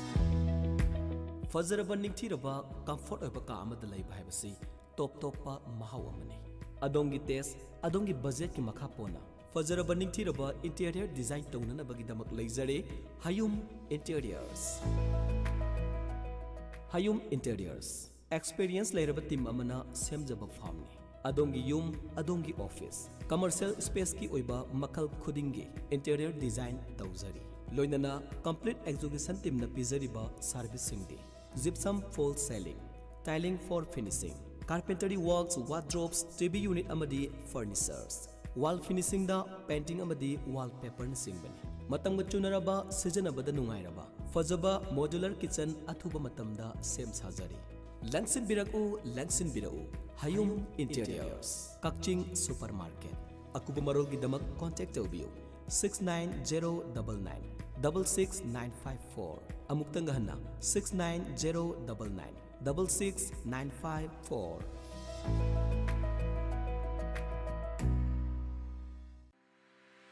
ꯃꯤꯌꯥꯝꯗ ꯀꯔꯤꯒꯨꯝꯕ ꯑꯃꯇꯪ ꯈꯪꯍꯟꯖꯔꯤ ꯃꯗꯨꯗꯤ ꯍꯧꯖꯤꯛ ꯊꯦꯡꯅꯔꯤꯕ ꯂꯩꯅꯥ COVID-19 ꯑꯁꯤꯅ ꯃꯔꯝ ꯑꯣꯏꯔꯒ ꯁꯨꯐꯝ ꯅꯣꯝꯐꯝ ꯂꯩꯇꯕꯅ ꯋꯥꯅꯕ ꯃꯇꯝ ꯑꯁꯤꯗ ꯃꯥꯏꯀ꯭ꯔꯣ ꯐꯥꯏꯅꯥꯟꯁꯀꯤ ꯁꯦꯜꯍꯨꯟ ꯈꯣꯝꯕ, ꯗꯦꯂꯤ ꯀꯂꯦꯛꯁꯟ, ꯂꯣꯟ ꯈꯣꯝꯕ, ꯂꯣꯇꯔꯤ, ꯇꯦꯟꯗꯔ, ꯁꯦꯟꯗꯣꯏ ꯂꯧꯕꯅꯆꯤꯡꯕ ꯀꯌꯥ ꯍꯥꯏꯔꯤꯕꯁꯤꯡ ꯑꯁꯤ ꯍꯧꯖꯤꯛ ꯊꯦꯡꯅꯔꯤꯕ ꯂꯩꯅꯥ ꯂꯥꯏꯆꯠ ꯑꯁꯤꯅ ꯇꯪ ꯇꯥꯕ ꯑꯃ ꯈꯪꯗ꯭ꯔꯤꯕ ꯐꯥꯎꯕ ꯂꯦꯞꯄꯤꯅꯕ ꯈꯪꯍꯟꯖꯔꯤꯕ ꯏꯔꯦꯡꯕꯟ ꯇꯨꯔꯦꯜ ꯃꯅꯤꯡ ꯑꯃꯗꯤ ꯃꯃꯥꯡꯒꯤ ꯅꯨꯄꯤꯂꯨ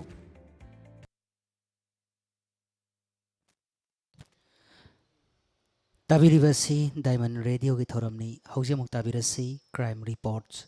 ꯆꯥꯝꯃꯒ ꯃꯔꯐꯨꯇꯔꯥꯒ ꯃꯉꯥ ꯁꯨꯕ ꯇꯥꯡꯀꯛ ꯉꯁꯤꯒꯤ ꯊꯧꯔꯝ ꯑꯁꯤꯕꯨ ꯈꯣꯝꯖꯤꯟꯕ ꯄꯨꯊꯣꯛꯄ ꯑꯃꯗꯤ ꯈꯣꯟꯖꯦꯜꯗ ꯖꯦꯝꯁ ꯍꯩꯒ꯭ꯔꯨꯖꯝ ꯇꯥꯕꯤꯔꯁꯤ ꯀ꯭ꯔꯥꯏꯝ ꯔꯤꯄꯣꯔꯠꯁ ꯆꯥꯝꯃꯒ ꯃꯔꯐꯨꯇꯔꯥꯒ ꯃꯉꯥ ꯁꯨꯕ ꯇꯥꯡꯀꯛ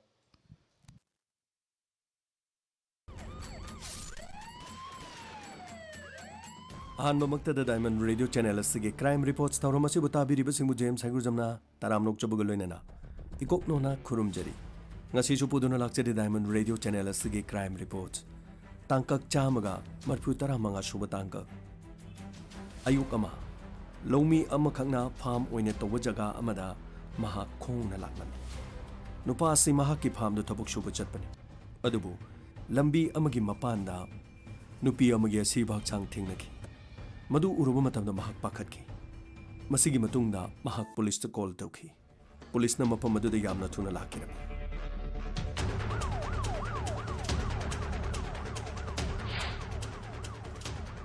ꯃꯌꯥꯝ ꯈꯖꯤꯛꯇ ꯍꯟꯊꯣ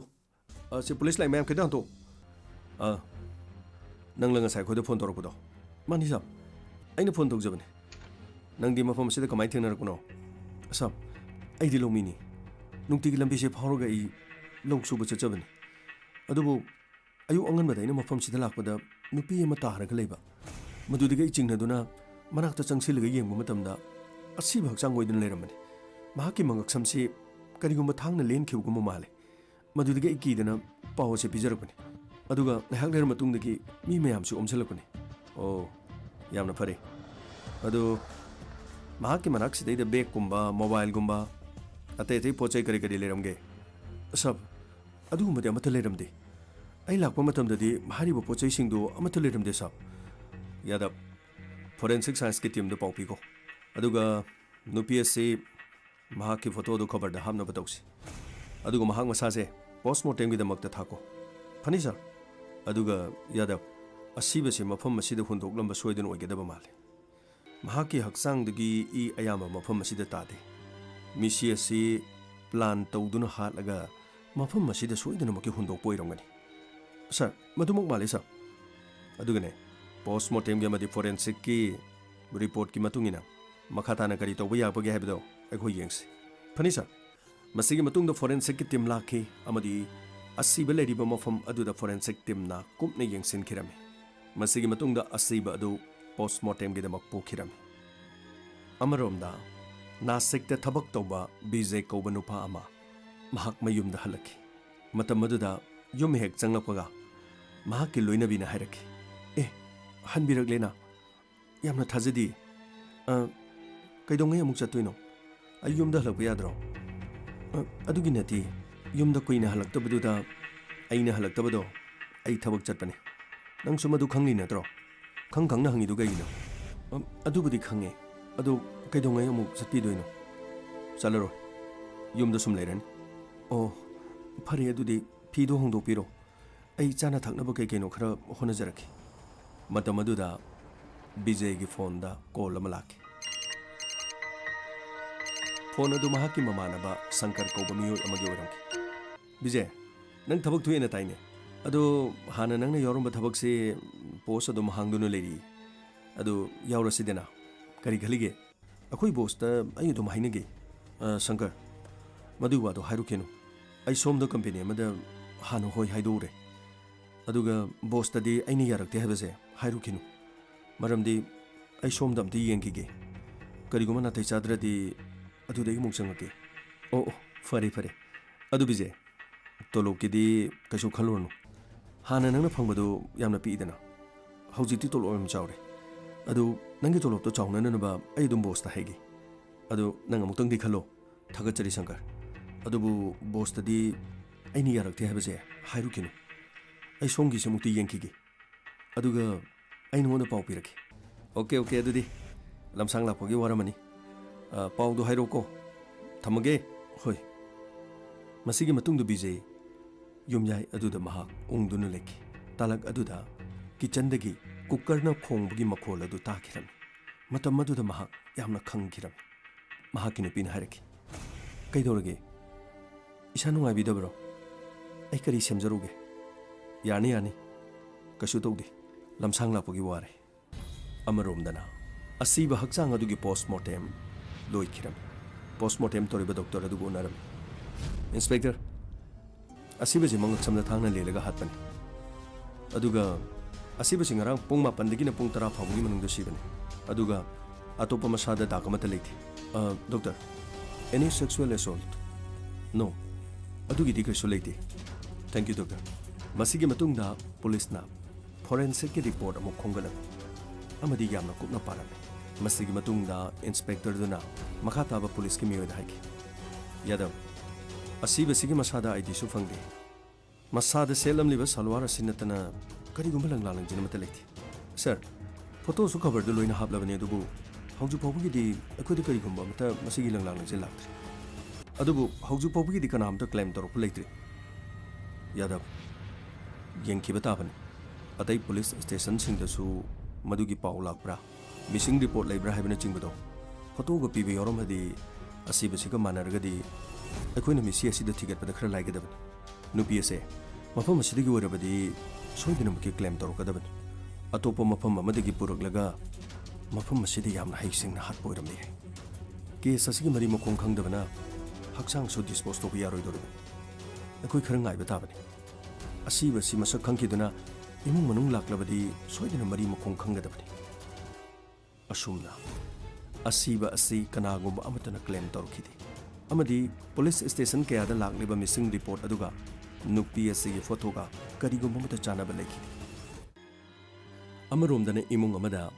ꯃꯤꯌꯥꯏ ꯆꯜꯂꯕꯤ ꯅꯨꯄꯤ ꯑꯃꯅ ꯃꯍꯥꯛꯀꯤ ꯃꯄꯨꯔꯣꯏꯕꯗ ꯍꯥꯏꯔꯝꯃꯤ ꯇꯥꯕꯤꯔꯤꯕ꯭ꯔꯣ ꯁꯣꯝꯗ ꯑꯝꯇ ꯂꯥꯛꯄꯤꯌꯨ ꯋꯥ ꯑꯝꯇ ꯈꯟꯅꯁꯦꯕ ꯀꯔꯤ ꯇꯧꯔꯒꯦ ꯅꯆꯥꯅꯨꯄꯤꯗꯣ ꯐꯣꯟ ꯁ꯭ꯋꯤꯆ ꯑꯣꯐ ꯂꯩ ꯅꯨꯃꯤꯠ 5ꯅꯤ ꯁꯨꯔꯦ ꯀꯔꯤꯅꯣ ꯃꯥꯅ ꯇꯧꯔꯤꯁꯤꯕꯨ ꯑꯃꯨꯛꯇꯗꯤ ꯈꯟꯅꯁꯤ ꯀꯩꯗꯧꯕꯒꯦ ꯃꯃꯥ ꯃꯗꯨꯒꯤ ꯋꯥ ꯑꯣꯏꯔꯗꯤ ꯑꯩꯉꯣꯟꯗ ꯋꯥꯔꯤꯗꯣ ꯍꯥꯏꯔꯛꯀꯅꯨ ꯅꯆꯥꯅꯨꯄꯤꯗꯣ ꯂꯝꯀꯦꯠ ꯂꯝꯍꯥꯏꯕꯤꯅꯤ ꯃꯥꯕꯨ ꯃꯤ ꯑꯃ ꯑꯣꯏꯅꯅꯕꯒꯤꯗꯃꯛ ꯑꯩꯈꯣꯏꯅ ꯁꯦꯝꯂꯛꯄ ꯅꯠꯇ꯭ꯔꯣ ꯃꯥꯅ ꯌꯨꯝ ꯑꯁꯤ ꯊꯥꯗꯣꯛꯂꯒ ꯆꯠꯄꯒꯤ ꯃꯔꯝꯁꯤꯕꯨ ꯀꯔꯤꯅꯣ ꯅꯪꯁꯨ ꯑꯃꯨꯛꯇ ꯈꯜꯂꯨꯅꯦ ꯑꯩꯈꯣꯏꯅ ꯃꯥꯕꯨ ꯃꯍꯩ ꯃꯁꯤꯡ ꯇꯝꯍꯟꯗꯅ ꯃꯤ ꯑꯣꯏꯅꯕ ꯁꯦꯝꯂꯤꯕꯗꯨꯕꯨ ꯃꯗꯨ ꯀꯔꯤꯅꯣꯕ ꯑꯩꯈꯣꯏꯒꯤ ꯑꯔꯥꯟꯕꯁꯤꯕꯨ ꯀꯔꯤꯅೋ ꯃꯥꯕꯨ ꯃꯇꯤꯛ ꯆꯥꯕ ꯃꯤ ꯑꯃ ꯑꯣꯏꯅꯅꯕꯒꯤ ꯁꯦꯝꯕꯁꯤꯕꯨ ꯑꯩꯈꯣꯏꯒꯤ ꯏꯔꯥꯜꯂꯕ ꯑꯣ ꯐꯔꯦꯁꯦ ꯑꯗꯨꯒꯤ ꯋꯥꯗꯣ ꯀꯣꯟꯅ ꯍꯥꯏꯅꯔꯁꯨ ꯌꯥꯏ ꯃꯥꯒꯤ ꯐꯣꯟ ꯆꯠꯇ꯭ꯔꯤꯕꯁꯦ ꯅꯨꯃꯤꯠ 5ꯅꯤ ꯁꯨꯔꯦ ꯍꯥꯏꯕ ꯑꯗꯨ ꯄꯨꯂꯤꯁꯇ ꯆꯠꯂꯒ ꯀꯝꯄ꯭ꯂꯦꯟꯒꯨꯝꯕ ꯇꯧꯕꯅ ꯐꯔꯣꯏꯗ꯭ꯔꯣ ꯀꯔꯤꯒꯤ ꯀꯝꯄ꯭ꯂꯦꯟꯅꯣ ꯃꯍꯥꯛ ꯃꯊꯟꯇꯅꯤ ꯄꯣꯛꯂꯤꯕꯁꯦ ꯃꯥ ꯈꯪꯂꯤꯕ ꯅꯠꯇ꯭ꯔꯣ ꯃꯥꯅꯗꯤ ꯑꯩꯈꯣꯏꯕꯨ ꯀꯥꯎꯊꯣꯛꯄ ꯉꯝꯂꯒ ꯑꯩꯈꯣꯏꯅ ꯀꯔꯤꯒꯤꯗꯃꯛꯇꯗꯤ ꯃꯍꯥꯛꯄꯨ ꯀꯥꯎꯊꯣꯛꯄ ꯉꯝꯂꯣꯏꯗꯣꯏꯅꯣ ꯑꯁꯨꯝꯅ ꯏꯃꯨꯡ ꯑꯁꯤꯒꯤ ꯃꯆꯥꯅꯨꯄꯤ ꯀꯜꯄꯅꯥ ꯀꯧꯕꯤ ꯑꯃ ꯂꯩꯔꯝꯃꯤ ꯃꯍꯥꯛ ꯃꯁꯥꯒꯤ ꯈꯣꯡꯐꯝ ꯃꯁꯥꯅ ꯁꯦꯝꯖꯒꯅꯤ ꯍꯥꯏꯗꯨꯅ ꯃꯍꯥꯛꯀꯤ ꯃꯌꯨꯝ ꯊꯥꯗꯣꯛꯇꯨꯅ ꯃꯇꯝ ꯈꯔꯒꯤ ꯃꯃꯥꯡꯗ ꯆꯠꯈꯤ ꯃꯍꯥꯛꯅ ꯆꯠꯈꯤꯕ ꯃꯇꯝ ꯑꯗꯨꯗꯗꯤ ꯃꯃꯥꯒ ꯈꯔ ꯄꯥꯎ ꯐꯥꯎꯅꯔꯝꯃꯤ ꯑꯃꯗꯤ ꯌꯨꯝꯗ ꯍꯜꯂꯛꯅꯕꯒꯤꯗꯃꯛ ꯃꯃꯥꯅ ꯀꯌꯥꯔ ꯍꯟꯅ ꯍꯥꯏꯈꯤ ꯑꯗꯨꯕꯨ ꯃꯍꯥꯛ ꯀꯅꯥꯒꯤ ꯃꯅꯥꯛꯇ ꯆꯠꯄꯅꯣ ꯍꯥꯏꯕꯁꯨ ꯃꯍꯥꯛ ꯍꯣꯇꯦꯜ ꯑꯃꯗ ꯂꯩ ꯍꯥꯏꯈꯤ ꯀꯔꯤꯒꯤꯗꯃꯛꯇ ꯂꯩꯔꯤꯕꯅꯣ ꯍꯥꯏꯔꯕꯁꯨ ꯃꯍꯥꯛꯀꯤ ꯂꯝꯕꯤꯗꯤ ꯃꯍꯥꯛꯅ ꯁꯦꯝꯒꯅꯤ ꯃꯍꯥꯛ ꯐꯠꯇꯕ ꯊꯕꯛ ꯑꯃꯠꯇ ꯇꯧꯔꯣꯏ ꯍꯥꯏꯗꯨꯅ ꯃꯃꯥꯗ ꯑꯆꯦꯠꯄ ꯋꯥꯐꯝ ꯄꯤꯔꯝꯃꯤ ꯃꯁꯤ ꯅꯠꯇꯅ ꯃꯍꯥꯛꯅ ꯀꯅꯥꯒꯨꯝꯕ ꯃꯤ ꯑꯃꯠꯇꯒꯤ ꯃꯃꯤꯡ ꯃꯊꯥ ꯄꯟꯕꯁꯨ ꯂꯩꯔꯝꯗꯦ ꯃꯔꯝ ꯑꯁꯤꯅ ꯃꯍꯥꯛ ꯊꯤꯔꯕꯁꯨ ꯀꯗꯥꯏꯋꯥꯏꯗ ꯊꯤꯒꯅꯤ ꯃꯃꯥ ꯃꯄꯥꯅ ꯑꯋꯥꯕ ꯍꯥꯏꯕꯗꯨ ꯑꯣꯏꯔꯝꯃꯤ ꯋꯥꯐꯝ ꯑꯁꯤ ꯃꯄꯥꯗ ꯍꯧꯗꯣꯛꯂꯨꯔꯕꯁꯨ ꯃꯄꯥꯗꯤ ꯁꯥꯎꯕꯅ ꯃꯆꯥꯅꯨꯄꯤꯒꯤ ꯋꯥꯐꯝ ꯄꯟꯕ ꯌꯥꯈꯤꯗꯦ ꯑꯗꯨꯕꯨ ꯃꯃꯥ ꯃꯍꯥꯛꯇꯤ ꯃꯆꯥꯅꯨꯄꯤ ꯀꯜꯄꯅꯥꯒꯤꯗꯃꯛ ꯌꯥꯝꯅ ꯋꯥꯖꯔꯝꯃꯤ ꯑꯃꯔꯣꯝꯗ ꯑꯁꯤꯕ ꯍꯛꯆꯥꯡ ꯑꯣꯏꯅ ꯐꯪꯈꯤꯕ ꯅꯨꯄꯤ ꯑꯗꯨꯒꯤ ꯀꯔꯤꯒꯨꯝꯕ ꯂꯪꯂꯥ ꯂꯪꯖꯤꯟ ꯑꯃꯠꯇ ꯐꯪꯈꯤꯗꯦ kana amatanasu claim torukpa lekhidi masidagi case asi nongma hoki nini hoki asum sangdarakpana case ki file asi makhada thum satharami asumna tha ani hojin khirami masigi matungda police station aduda anouba ASP ama inong nongna posting lakhirami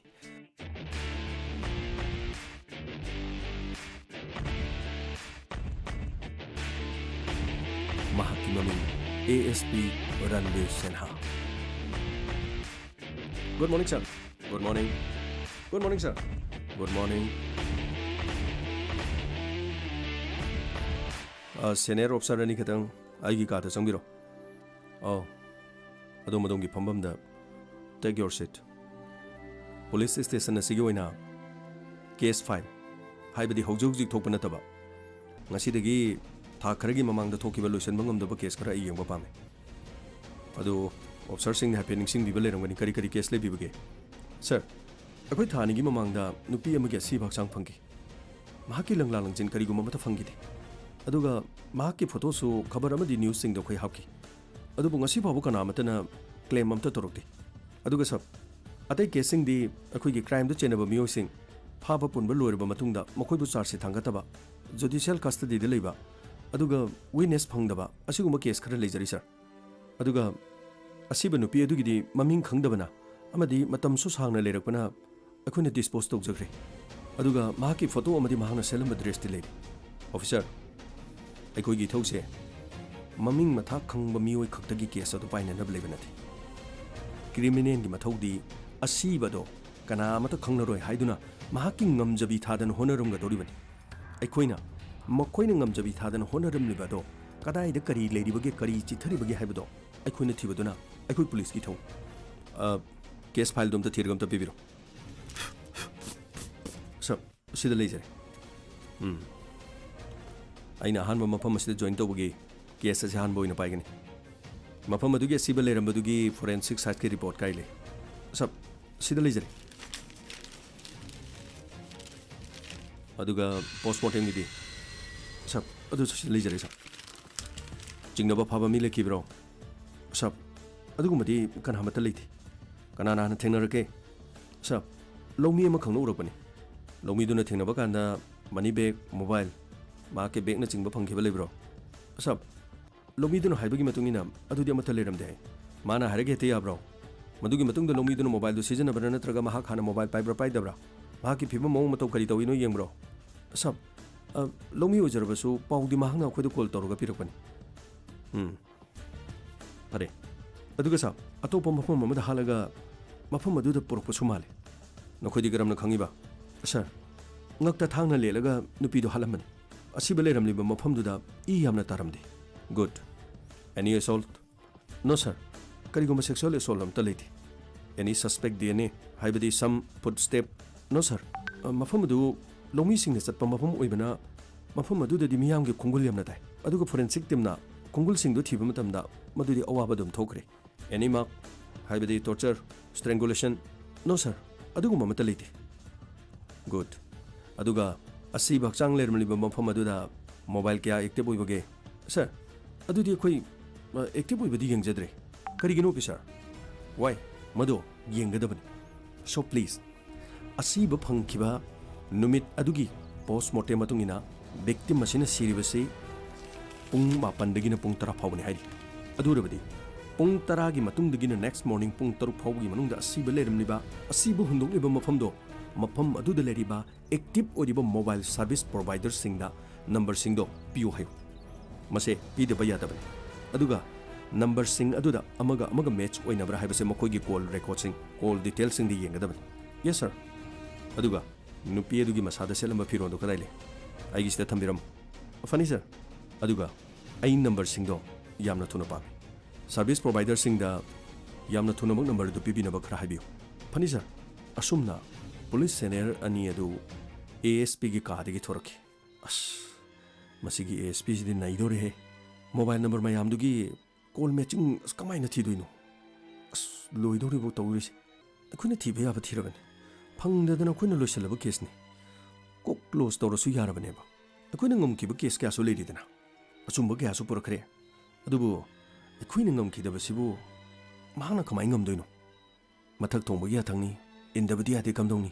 ꯆꯠꯁꯤ, ꯅꯝꯕꯔꯁꯤꯡꯗꯣ ꯑꯩꯈꯣꯏ ꯂꯧꯔꯨꯔꯁꯤ꯫ ꯍꯣꯏ, ꯆꯠꯁꯤ꯫ ꯃꯁꯤꯒꯤ ꯃꯇꯨꯡꯗ ASP ꯑꯗꯨꯅ ꯐꯨꯔꯤꯠ ꯑꯗꯨꯒꯤ brand ꯀꯔꯤꯅꯣ ꯍꯥꯏꯗꯨꯅ ꯌꯦꯡꯂꯝꯃꯤ꯫ ꯑꯁꯨꯝ ꯐꯨꯔꯤꯠ ꯑꯗꯨ ꯌꯦꯡꯂꯛꯄ ꯃꯇꯝꯗ ASP ꯗꯨꯅ ꯈꯟꯈꯤ, ꯐꯣꯔꯦꯟꯁꯤꯛꯀꯤ ꯔꯤꯄꯣꯔꯠꯀꯤ ꯃꯇꯨꯡ ꯏꯟꯅ ꯐꯨꯔꯤꯠ ꯑꯁꯤ ꯑꯃꯨꯛ ꯐꯥꯎꯕ ꯁꯨꯈꯤꯗ꯭ꯔꯤꯕ ꯐꯨꯔꯤꯠꯅꯤ, ꯍꯥꯏꯕꯗꯤ ꯑꯍꯟꯕ꯫ ꯑꯗꯨꯒ ꯃꯍꯥꯛꯀꯤ ꯐꯨꯔꯤꯠ ꯑꯁꯤꯒꯤ ꯉꯛꯁꯝꯗ ꯊꯥꯔꯤꯕ ꯕ꯭ꯔꯥꯟ ꯑꯁꯤꯅ ꯁ꯭ꯇꯦ꯫ ꯑꯣ, ꯑꯗꯨꯗꯤ ꯁ꯭ꯇꯦ ꯍꯥꯏꯔꯤꯕ ꯕ꯭ꯔꯥꯟ ꯑꯁꯤ ꯀꯗꯥꯏꯗ ꯐꯪꯏ? ꯑꯣꯟꯂꯥꯏꯟ ꯁꯣꯞꯄꯤꯡꯗ ꯐꯪꯕ꯭ꯔꯥ? ꯑꯩ ꯑꯃꯨꯛꯇ ꯌꯦꯡꯈꯤꯒꯦ꯫ ꯑꯁꯨꯝꯅ ASP ꯑꯗꯨꯅ ꯄꯨꯡ ꯀꯌꯥ ꯆꯪꯅ ꯑꯍꯤꯡ ꯆꯨꯞꯄ ꯑꯣꯟꯂꯥꯏꯟꯗ ꯁ꯭ꯇꯦ ꯍꯥꯏꯔꯤꯕ ꯕ꯭ꯔꯥꯟ ꯑꯁꯤ ꯃꯍꯥꯛꯅ ꯀꯣꯏꯊꯤ ꯊꯤꯔꯝꯃꯤ꯫ ꯑꯗꯨꯕꯨ ꯏꯟꯗꯤꯌꯥꯒꯤ ꯃꯐꯝ ꯀꯌꯥꯗ ꯐꯪꯂꯤꯕ ꯐꯨꯔꯤꯠ ꯐꯤꯔꯣꯜꯒꯤ ꯀꯝꯄꯦꯅꯤꯁꯤꯡ ꯑꯁꯤꯒꯤ ꯃꯅꯨꯡꯗ ꯃꯃꯤꯡ ꯆꯠꯄ ꯄꯨꯝꯅꯃꯛ ꯐꯪꯂꯝꯃꯤ, ꯑꯗꯨꯕꯨ ꯁ꯭ꯇꯦ ꯍꯥꯏꯔꯤꯕ ꯕ꯭ꯔꯥꯟ ꯑꯁꯤꯗꯤ ꯐꯪꯂꯝꯗꯦ꯫ ꯃꯁꯤꯒꯤ ꯃꯇꯨꯡꯗ ꯑꯍꯤꯡ ꯑꯊꯦꯡꯕ ꯐꯥꯎꯕꯗ ASP ꯔꯟꯕꯤꯔ ꯁꯤꯟꯍꯥꯅ ꯃꯍꯥꯛꯅ ꯑꯣꯟꯂꯥꯏꯟꯗ ꯀꯣꯏꯊꯤ ꯊꯤꯕ ꯂꯦꯞꯂꯝꯗꯦ꯫ ꯃꯁꯤꯒꯤ ꯃꯇꯨꯡꯗ ꯑꯣꯟꯂꯥꯏꯟ ꯁꯣꯞꯄꯤꯡꯒꯤ ꯀꯝꯄꯅꯤ ꯑꯃ ꯃꯍꯥꯛꯅ ꯊꯦꯡꯅꯈꯤ꯫ ꯍꯥꯏꯔꯤꯕ ꯀꯝꯄꯅꯤ ꯑꯁꯤꯗ ꯇꯣꯉꯥꯟ ꯇꯣꯉꯥꯟꯕ ꯑꯅꯧꯕ ꯐꯨꯔꯤꯠ ꯐꯤꯔꯣꯜ ꯁꯥꯕ ꯀꯝꯄꯦꯅꯤ ꯃꯌꯥꯝ ꯑꯃ ꯄꯨꯟꯁꯤꯜꯂꯒ ꯕ꯭ꯔꯥꯟ 6ꯀꯤ ꯄꯣꯠꯆꯩꯁꯤꯡ ꯂꯩꯕ ꯌꯥꯕ ꯑꯗꯨꯒꯨꯝꯕ ꯀꯝꯄꯦꯅꯤ ꯑꯃ ꯐꯪꯂꯝꯃꯤ꯫ ꯀꯝꯄꯦꯅꯤ ꯑꯁꯤꯒꯤ ꯃꯅꯨꯡꯗ ꯁ꯭ꯇꯦ ꯍꯥꯏꯔꯤꯕ ꯕ꯭ꯔꯥꯟ ꯑꯁꯤꯒꯤ ꯄ꯭ꯔꯗꯛ ꯈꯔꯁꯨ ꯌꯥꯎꯔꯝꯃꯤ꯫ ꯃꯊꯪꯒꯤ ꯑꯌꯨꯛꯇ ASP ꯑꯗꯨ ꯀꯝꯄꯦꯅꯤ ꯑꯗꯨꯒꯤ ꯃꯅꯥꯛꯇ ꯆꯠꯈꯤꯔꯝꯃꯤ꯫ ꯃꯦꯗꯝ, ꯀꯩꯅꯣꯝꯇ ꯍꯪꯖꯒꯦ꯫ ꯍꯥꯏꯕꯤꯌꯨ ꯁꯥꯔ, ꯅꯈꯣꯏꯒꯤ ꯀꯝꯄꯦꯅꯤ ꯑꯁꯤꯒꯤ ꯃꯊꯧꯁꯤ ꯀꯔꯤꯅꯣ? ꯁꯥꯔ, ꯑꯩꯈꯣꯏꯒꯤꯁꯦ ꯇꯣꯉꯥꯟ ꯇꯣꯉꯥꯟꯕ ꯕ꯭ꯔꯥꯟ ꯀꯌꯥꯃꯔꯨꯝ ꯄꯨꯜꯂꯒ ꯃꯈꯣꯏꯅ ꯁꯥꯕ ꯄ꯭ꯔꯗꯛꯁꯤꯡꯗꯨ ꯑꯩꯈꯣꯏꯗ ꯈꯨꯠꯁꯤꯟꯅꯔꯒ ꯑꯩꯈꯣꯏꯅ ꯑꯣꯟꯂꯥꯏꯟꯗ ꯑꯃꯨꯛ ꯊꯥꯒꯠꯆꯕꯅꯤ꯫ ꯑꯗꯨꯒ ꯍꯥꯏꯔꯤꯕ ꯕ꯭ꯔꯥꯟꯁꯤꯡꯁꯨ ꯑꯄꯥꯝꯕ ꯌꯥꯎꯔꯒꯗꯤ ꯑꯩꯈꯣꯏꯅ ꯍꯣꯝ ꯗꯦꯂꯤꯚꯔꯤ ꯑꯁꯤꯅꯆꯤꯡꯕ ꯀꯌꯥ ꯇꯧꯖꯩ꯫ ꯑꯣ, ꯑꯗꯨ ꯑꯣꯏꯔꯒꯗꯤ ꯁꯤ ꯐꯣꯇꯣꯁꯤ ꯌꯦꯡꯕꯤꯌꯨ꯫ ꯁꯤ ꯐꯣꯇꯣꯁꯤꯗ ꯌꯥꯎꯔꯤꯕ ꯁꯤꯒꯤ ꯁꯜꯋꯥꯔ, ꯁ꯭ꯇꯦꯅ ꯕ꯭ꯔꯥꯟ ꯑꯃ ꯊꯥꯔꯤꯁꯦ, ꯁꯤ ꯕ꯭ꯔꯥꯟꯁꯤ ꯌꯥꯎꯕ꯭ꯔꯥ? ꯍꯣꯏ ꯁꯥꯔ, ꯑꯁꯤꯒꯤ ꯕ꯭ꯔꯥꯟꯁꯤꯁꯨ ꯌꯥꯎꯏ꯫ ꯑꯗꯨ ꯑꯣꯏꯔꯕꯗꯤ ꯉꯁꯤꯗꯒꯤ ꯊꯥ 2ꯒꯤ ꯃꯃꯥꯡꯗ ꯐꯣꯇꯣꯁꯤꯗ ꯎꯔꯤꯁꯦ, ꯁꯤꯒꯤ ꯐꯨꯔꯤꯠꯁꯦ ꯅꯈꯣꯏꯗ ꯊꯥ 2ꯗꯒꯤꯅ ꯊꯥ 3ꯒꯤ ꯃꯃꯥꯡꯗ ꯂꯩꯈꯤꯕ ꯐꯨꯔꯤꯠ ꯑꯃꯅꯤ꯫ ꯑꯗꯨ ꯑꯣꯏꯔꯒꯗꯤ ꯃꯁꯤꯒꯤ ꯐꯨꯔꯤꯠꯁꯦ ꯀꯔꯝꯕ ꯃꯤꯅ ꯂꯩꯈꯤ, ꯀꯅꯥꯅ ꯂꯩꯈꯤ ꯍꯥꯏꯕꯗꯨ ꯅꯈꯣꯏꯗꯒꯤ ꯗꯤꯇꯦꯜ ꯂꯧꯕ ꯌꯥꯒꯗ꯭ꯔꯥ? ꯁꯥꯔ, ꯉꯁꯤ ꯉꯔꯥꯡꯒꯤ ꯑꯣꯏꯔꯗꯤ ꯐꯕ, ꯊꯥ 2-3ꯒꯤꯗꯤ ꯁꯥꯔ ꯃꯗꯨꯗꯤ ꯑꯩꯈꯣꯏꯗ ꯈꯔ ꯅꯨꯡꯉꯥꯏꯗꯧ ꯃꯥꯟꯗ꯭ꯔꯦ꯫ ꯀꯩꯅꯣ ꯍꯥꯏꯕꯤꯗꯣ ꯃꯦꯗꯥꯝ? ꯅꯈꯣꯏꯗ ꯄꯣꯠ ꯂꯩꯕꯒꯤꯗꯃꯛꯇ ꯅꯈꯣꯏꯗ ꯔꯤꯁꯤꯞ ꯂꯧꯗ꯭ꯔꯣ? ꯄꯣꯠ ꯂꯩꯕ ꯂꯣꯏꯔꯒ ꯔꯤꯁꯤꯞꯇꯣ ꯑꯗꯨꯝ ꯂꯪꯊꯣꯛꯄ꯭ꯔꯣ? ꯈꯔ ꯋꯥꯔꯁꯨ ꯋꯥꯅ ꯊꯤꯕꯤꯌꯨ꯫ ꯃꯁꯦ ꯅꯨꯄꯤ ꯑꯃꯒꯤ ꯄꯨꯟꯁꯤꯒꯤ ꯑꯣꯏꯕ ꯋꯥꯅꯤ, ꯑꯗꯨꯒ ꯑꯗꯣꯝꯁꯨ ꯅꯨꯄꯤꯅꯤ꯫ ꯑꯗꯣꯝꯒꯤ ꯀꯝꯄꯦꯅꯤ ꯑꯁꯤꯗꯒꯤ ꯂꯩꯈꯤꯕ ꯐꯨꯔꯤꯠꯁꯦ, ꯁꯤꯒꯤ ꯐꯨꯔꯤꯠꯁꯦ ꯂꯤꯠꯂꯒ ꯅꯨꯄꯤ ꯑꯃ ꯁꯤꯔꯦ꯫ ꯅꯨꯄꯤ ꯑꯁꯤ ꯀꯅꯥꯅꯣ ꯀꯔꯤꯅꯣ ꯈꯪꯗꯦ꯫ ꯑꯗꯨꯅ ꯑꯩꯈꯣꯏꯅ ꯃꯍꯥꯛꯀꯤ ꯈꯣꯡꯒꯨꯜ ꯂꯤꯒꯗꯧꯔꯤꯕꯅꯤ꯫ ꯑꯥꯏ ꯊꯤꯡꯛ ꯑꯗꯣꯝ ꯁꯣꯏꯗꯅ ꯃꯇꯦꯡ ꯄꯥꯡꯕꯤꯒꯅꯤ ꯈꯜꯂꯤ꯫ ꯁꯥꯔ, ꯑꯩ ꯍꯣꯠꯅꯖꯒꯦ, ꯑꯩ ꯉꯝꯅꯕ ꯍꯣꯠꯅꯖꯒꯦ꯫ ꯉꯁꯤꯗꯒꯤ ꯊꯥ 3 ꯐꯥꯎꯕꯒꯤ ꯃꯅꯨꯡꯗ ꯑꯩ ꯔꯤꯁꯤꯞꯁꯤꯡꯗ ꯌꯦꯡꯉꯒ ꯁ꯭ꯇꯦꯒꯤ ꯁꯤꯒꯨꯝꯕ ꯄ꯭ꯔꯗꯛꯁꯤꯡ ꯆꯦꯟꯈꯤꯕ ꯄꯨꯝꯅꯃꯛ ꯁꯥꯔ ꯑꯩ ꯁꯤꯟꯅꯖꯒꯦ꯫ Thank you so much madam. ꯃꯗꯨ ꯍꯦꯛ ꯐꯪꯕꯒ ꯑꯩꯈꯣꯏꯗ ꯄꯥꯎ ꯄꯤꯕꯤꯔꯛꯎ, ꯑꯩꯒꯤ ꯅꯝꯕꯔꯁꯤꯗ ꯂꯩꯔꯦ꯫ ꯐꯅꯤ ꯁꯥꯔ꯫ ꯑꯃꯔꯣꯝꯗ ꯑꯁꯤꯕ ꯐꯪꯈꯤꯕ ꯅꯨꯃꯤꯠ ꯑꯗꯨꯒꯤ ꯅꯨꯃꯤꯗꯥꯡ ꯄꯨꯡ 10ꯗꯒꯤꯅ ꯑꯌꯨꯛ ꯄꯨꯡ 6 ꯐꯥꯎꯕꯒꯤ ꯃꯣꯕꯥꯏꯜ ꯁꯥꯔꯚꯤꯁ ꯄ꯭ꯔꯣꯚꯥꯏꯗꯔꯗ ꯈꯣꯝꯂꯛꯈꯤꯕ ꯅꯝꯕꯔ 1900 ꯔꯣꯝ ꯄꯨꯂꯤꯁ ꯁ꯭ꯇꯦꯁꯟ ꯑꯗꯨꯗ ASPꯗ ꯄꯤꯔꯝꯃꯤ꯫ ꯃꯁꯤꯒꯤ ꯃꯇꯨꯡꯗ ASPꯅ ꯄꯨꯂꯤꯁ ꯄꯥꯔꯁꯅꯦꯜꯁꯤꯡꯗ ꯍꯥꯏꯈꯤ, ꯃꯌꯥꯝ ꯉꯁꯤꯗꯤ ꯅꯥꯏꯠ ꯗ꯭ꯌꯨꯇꯤ ꯂꯣꯏꯅ ꯇꯧꯕ ꯇꯥꯔꯦ꯫ ꯑꯗꯨꯒ ꯅꯨꯃꯤꯗꯥꯡ ꯋꯥꯏꯔꯝ ꯌꯨꯝꯗ ꯍꯟꯕ ꯀꯥꯡꯕꯨꯁꯤꯡꯗꯣ ꯉꯁꯤꯒꯤ ꯑꯣꯏꯅꯗꯤ ꯍꯟꯕꯤꯔꯅꯨ, ꯃꯐꯝ ꯑꯁꯤꯗ ꯆꯥꯕꯒꯤ ꯑꯗꯨꯝ ꯁꯤꯟꯖꯒꯅꯤ꯫ ꯃꯍꯥꯛꯀꯤ ꯋꯥꯐꯝ ꯑꯗꯨ ꯇꯥꯕꯗ ꯄꯨꯂꯤꯁ ꯄꯥꯔꯁꯅꯦꯜꯁꯤꯡ ꯃꯌꯥꯝ ꯉꯛꯅꯔꯝꯃꯤ, ꯑꯃꯗꯤ ꯑꯁꯨꯛ ꯌꯥꯝꯈ꯭ꯔꯕ ꯅꯝꯕꯔꯁꯤꯡ ꯑꯁꯤꯕꯨ ꯑꯃꯒ ꯀꯣꯜ ꯃꯦꯆ ꯆꯥꯅꯕ꯭ꯔꯥ ꯍꯥꯏꯗꯨꯅ ꯌꯦꯡꯒꯅꯤ ꯍꯥꯏꯕ ꯋꯥꯐꯝ ꯑꯁꯤ ꯑꯉꯛꯄ ꯑꯣꯏꯈꯤ꯫ ꯑꯗꯨꯕꯨ ꯄꯨꯂꯤꯁ ꯑꯣꯐꯤꯁꯥꯔ ꯑꯃꯒꯤ ꯌꯥꯊꯪꯅꯤ꯫ ꯄꯨꯂꯤꯁ ꯃꯌꯥꯝ ꯄꯨꯝꯅꯃꯛ ꯅꯝꯕꯔ 1900 ꯄꯨꯊꯣꯛꯇꯨꯅ ꯑꯃꯒ ꯃꯦꯆ ꯑꯣꯏꯕ꯭ꯔꯥ, ꯑꯃꯒ ꯋꯥꯔꯤ ꯁꯥꯟꯅꯈꯤꯕ꯭ꯔꯥ, ꯑꯁꯤꯅꯆꯤꯡꯕꯁꯤ ꯌꯥꯝꯅ ꯀꯨꯞꯅ ꯄꯨꯂꯤꯁ ꯃꯌꯥꯝ ꯆꯪꯗꯨꯅ ꯌꯦꯡꯈꯤ꯫ ꯅꯨꯃꯤꯗꯥꯡ ꯑꯊꯦꯡꯕ ꯐꯥꯎꯕ ꯐꯝꯅ ꯆꯥ ꯊꯛꯅ ꯑꯁꯨꯝꯅ ꯅꯨꯃꯤꯗꯥꯡ ꯑꯊꯦꯡꯕ ꯐꯥꯎꯕ ꯊꯕꯛ ꯁꯨꯔꯝꯃꯤ꯫ ꯃꯁꯤꯗ ꯅꯠꯇꯅ ASP ꯔꯟꯕꯤꯔ ꯁꯤꯟꯍꯥꯁꯨ ꯑꯗꯨꯃꯛ ꯌꯥꯎꯈꯤꯔꯝꯃꯤ꯫ ꯑꯁꯨꯝꯅ ꯅꯝꯕꯔ ꯃꯌꯥꯝꯁꯤꯡ ꯑꯗꯨ ꯊꯤꯕ ꯃꯇꯝꯗ ꯆꯤꯡꯅꯕ ꯅꯝꯕꯔ 3ꯈꯛ ꯈꯟꯗꯣꯛꯈꯤꯔꯝꯃꯤ, ꯑꯃꯗꯤ ꯅꯝꯕꯔ 3 ꯑꯗꯨꯒꯤ ꯀꯣꯜ ꯗꯤꯇꯦꯜꯁꯤꯡ ꯆꯤꯡꯊꯣꯛꯅꯅꯕꯒꯤꯗꯃꯛ ꯌꯥꯊꯪ ꯄꯤꯈꯤꯔꯝꯃꯤ꯫ ꯑꯃꯔꯣꯝꯗ ꯐꯨꯔꯤꯠꯀꯤ ꯕ꯭ꯔꯥꯟꯗ ꯁ꯭ꯇꯦ ꯍꯥꯏꯅ ꯊꯥꯕꯗꯨ ꯅꯥꯁꯤꯛ ꯍꯥꯏꯔꯤꯕ ꯃꯐꯝ ꯑꯁꯤꯗ ꯑꯦꯗ꯭ꯔꯦꯁ ꯇꯧꯕ ꯃꯤꯑꯣꯏ ꯑꯃꯅ ꯁꯜꯋꯥꯔ ꯑꯁꯤ ꯂꯩꯈꯤ ꯍꯥꯏꯕ ꯈꯪꯈꯤꯔꯝꯃꯤ, ꯑꯃꯗꯤ ꯃꯍꯥꯛꯀꯤ ꯃꯣꯕꯥꯏꯜ ꯅꯝꯕꯔꯁꯨ ꯂꯩꯔꯝꯃꯤ꯫ ꯃꯁꯤꯒꯤ ꯃꯇꯨꯡꯗ ASP ꯑꯗꯨꯅ ꯌꯦꯁ, ꯍꯧꯖꯤꯛꯇꯤ ꯀꯗꯥꯏꯗ ꯆꯦꯟꯒꯅꯤ? ꯑꯗꯨꯕꯨ ꯑꯔꯥꯏꯕꯗꯤ ꯅꯠꯇꯦ꯫ ꯅꯨꯄꯥ ꯑꯁꯤꯅ ꯐꯨꯔꯤꯠꯇꯨ ꯂꯩꯈ꯭ꯔꯒ ꯅꯨꯄꯤ ꯑꯁꯤꯒꯤ ꯏꯃꯨꯡ ꯃꯅꯨꯡꯒꯤ ꯃꯤ ꯑꯣꯏꯔꯝꯂꯕꯗꯤ ꯃꯍꯥꯛꯅ ꯍꯦꯛꯇ ꯍꯥꯜꯂꯦ ꯍꯥꯏꯕꯗꯤ ꯌꯥꯔꯣꯏ꯫ ꯑꯗꯨꯕꯨ ꯃꯍꯥꯛꯀꯤ ꯃꯣꯕꯥꯏꯜ ꯅꯝꯕꯔ ꯑꯁꯤꯗꯒꯤ ꯀꯣꯜ ꯗꯤꯇꯦꯜꯁꯤꯡ ꯊꯣꯛꯂꯒ ꯑꯃꯨꯛ ꯌꯦꯡꯕ ꯇꯥꯒꯅꯤ꯫ ꯃꯁꯤꯒꯤ ꯃꯇꯨꯡꯗ ꯁꯜꯋꯥꯔ ꯂꯩꯈꯤꯕ ꯅꯨꯄꯥ ꯑꯗꯨꯒꯤ ꯃꯍꯥꯛꯀꯤ ꯃꯣꯕꯥꯏꯜ ꯅꯝꯕꯔꯒꯤ ꯀꯣꯜ ꯗꯤꯇꯦꯜꯁ ꯄꯨꯝꯅꯃꯛ ꯑꯃꯨꯛ ꯆꯤꯡꯊꯣꯛꯂꯝꯃꯤ ꯑꯃꯗꯤ ꯄꯨꯂꯤꯁꯅ ꯆꯤꯡꯅꯕ ꯃꯣꯕꯥꯏꯜ ꯅꯝꯕꯔ 3 ꯑꯗꯨꯒ ꯁꯜꯋꯥꯔ ꯂꯩꯈꯤꯕ ꯅꯨꯄꯥ ꯑꯁꯤꯒꯤ ꯃꯣꯕꯥꯏꯜ ꯅꯝꯕꯔ ꯑꯁꯤꯒ ꯑꯃꯨꯛ ꯃꯦꯠꯆ ꯑꯣꯏꯕ꯭ꯔꯥ ꯍꯥꯏꯗꯨꯅ ꯌꯦꯡꯈꯤꯔꯝꯃꯤ ꯑꯃꯗꯤ ꯀꯣꯜ ꯗꯤꯇꯦꯜꯁ ꯀꯌꯥ ꯀꯨꯞꯅ ꯆꯤꯡꯊꯣꯛꯇꯨꯅ ꯌꯦꯡꯈꯤ꯫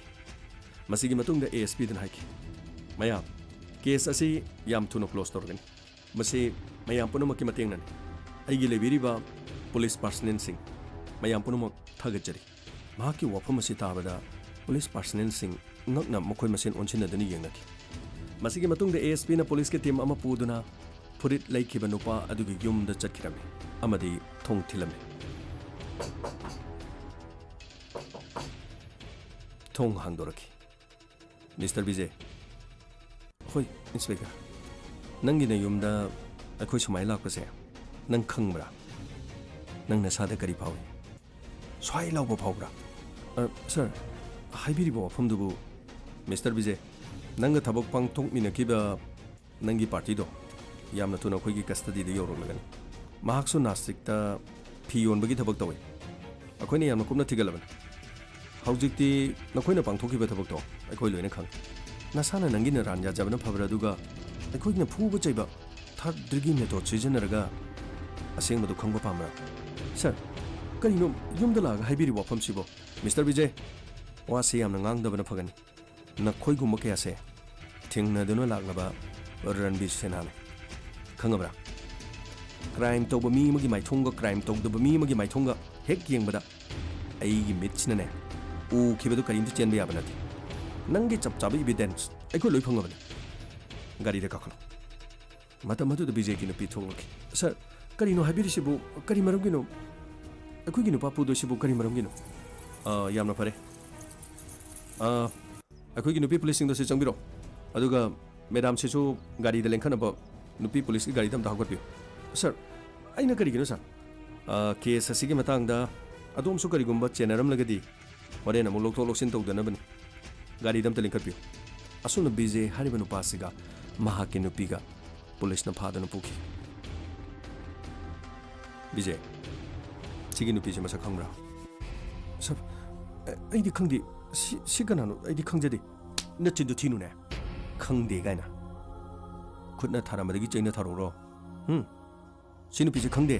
ꯁꯞ, ꯑꯩ ꯇꯁꯦꯡꯅ ꯈꯪꯗꯦ ꯁꯞ꯫ ꯑꯃꯨꯛꯁꯨ ꯍꯥꯏꯅꯦ꯫ ꯁꯞ, ꯁꯤ ꯅꯨꯄꯤꯁꯤ ꯅꯪ ꯈꯪꯗꯦ? ꯁꯞ, ꯑꯩ ꯀꯅꯥꯅꯣ ꯈꯪꯗꯦ꯫ ꯑꯃꯨꯛꯁꯨ ꯍꯥꯏꯅꯦ꯫ ꯁꯞ, ꯅꯨꯄꯤꯁꯤ ꯀꯜꯄꯅꯥ, ꯅꯪꯒ ꯃꯔꯤ ꯂꯩꯅꯕ ꯀꯜꯄꯅꯥ, ꯅꯪ ꯈꯪꯗꯦ? ꯌꯥꯗꯕ, ꯌꯦꯁ ꯁꯔ, ꯑꯗꯣꯝꯒꯤ ꯀꯁꯇꯗꯤꯗ ꯂꯩꯕ ꯅꯨꯄꯥꯗꯨ ꯁꯤ ꯄꯨꯁꯜꯂꯨ꯫ Yes sir. ꯃꯇꯝ ꯑꯗꯨꯗ ꯄꯨꯂꯤꯁꯅ ꯐꯥꯗꯨꯅ ꯄꯨꯔꯛꯄ ꯔꯃꯦꯁ ꯀꯁꯇꯗꯤ ꯑꯗꯨꯒꯤ ꯃꯅꯨꯡꯗ ꯑꯃꯨꯛ ꯄꯨꯁꯤꯜꯂꯛꯈꯤ꯫ ꯁꯤꯗꯤ ꯈꯪꯕ꯭ꯔꯥ?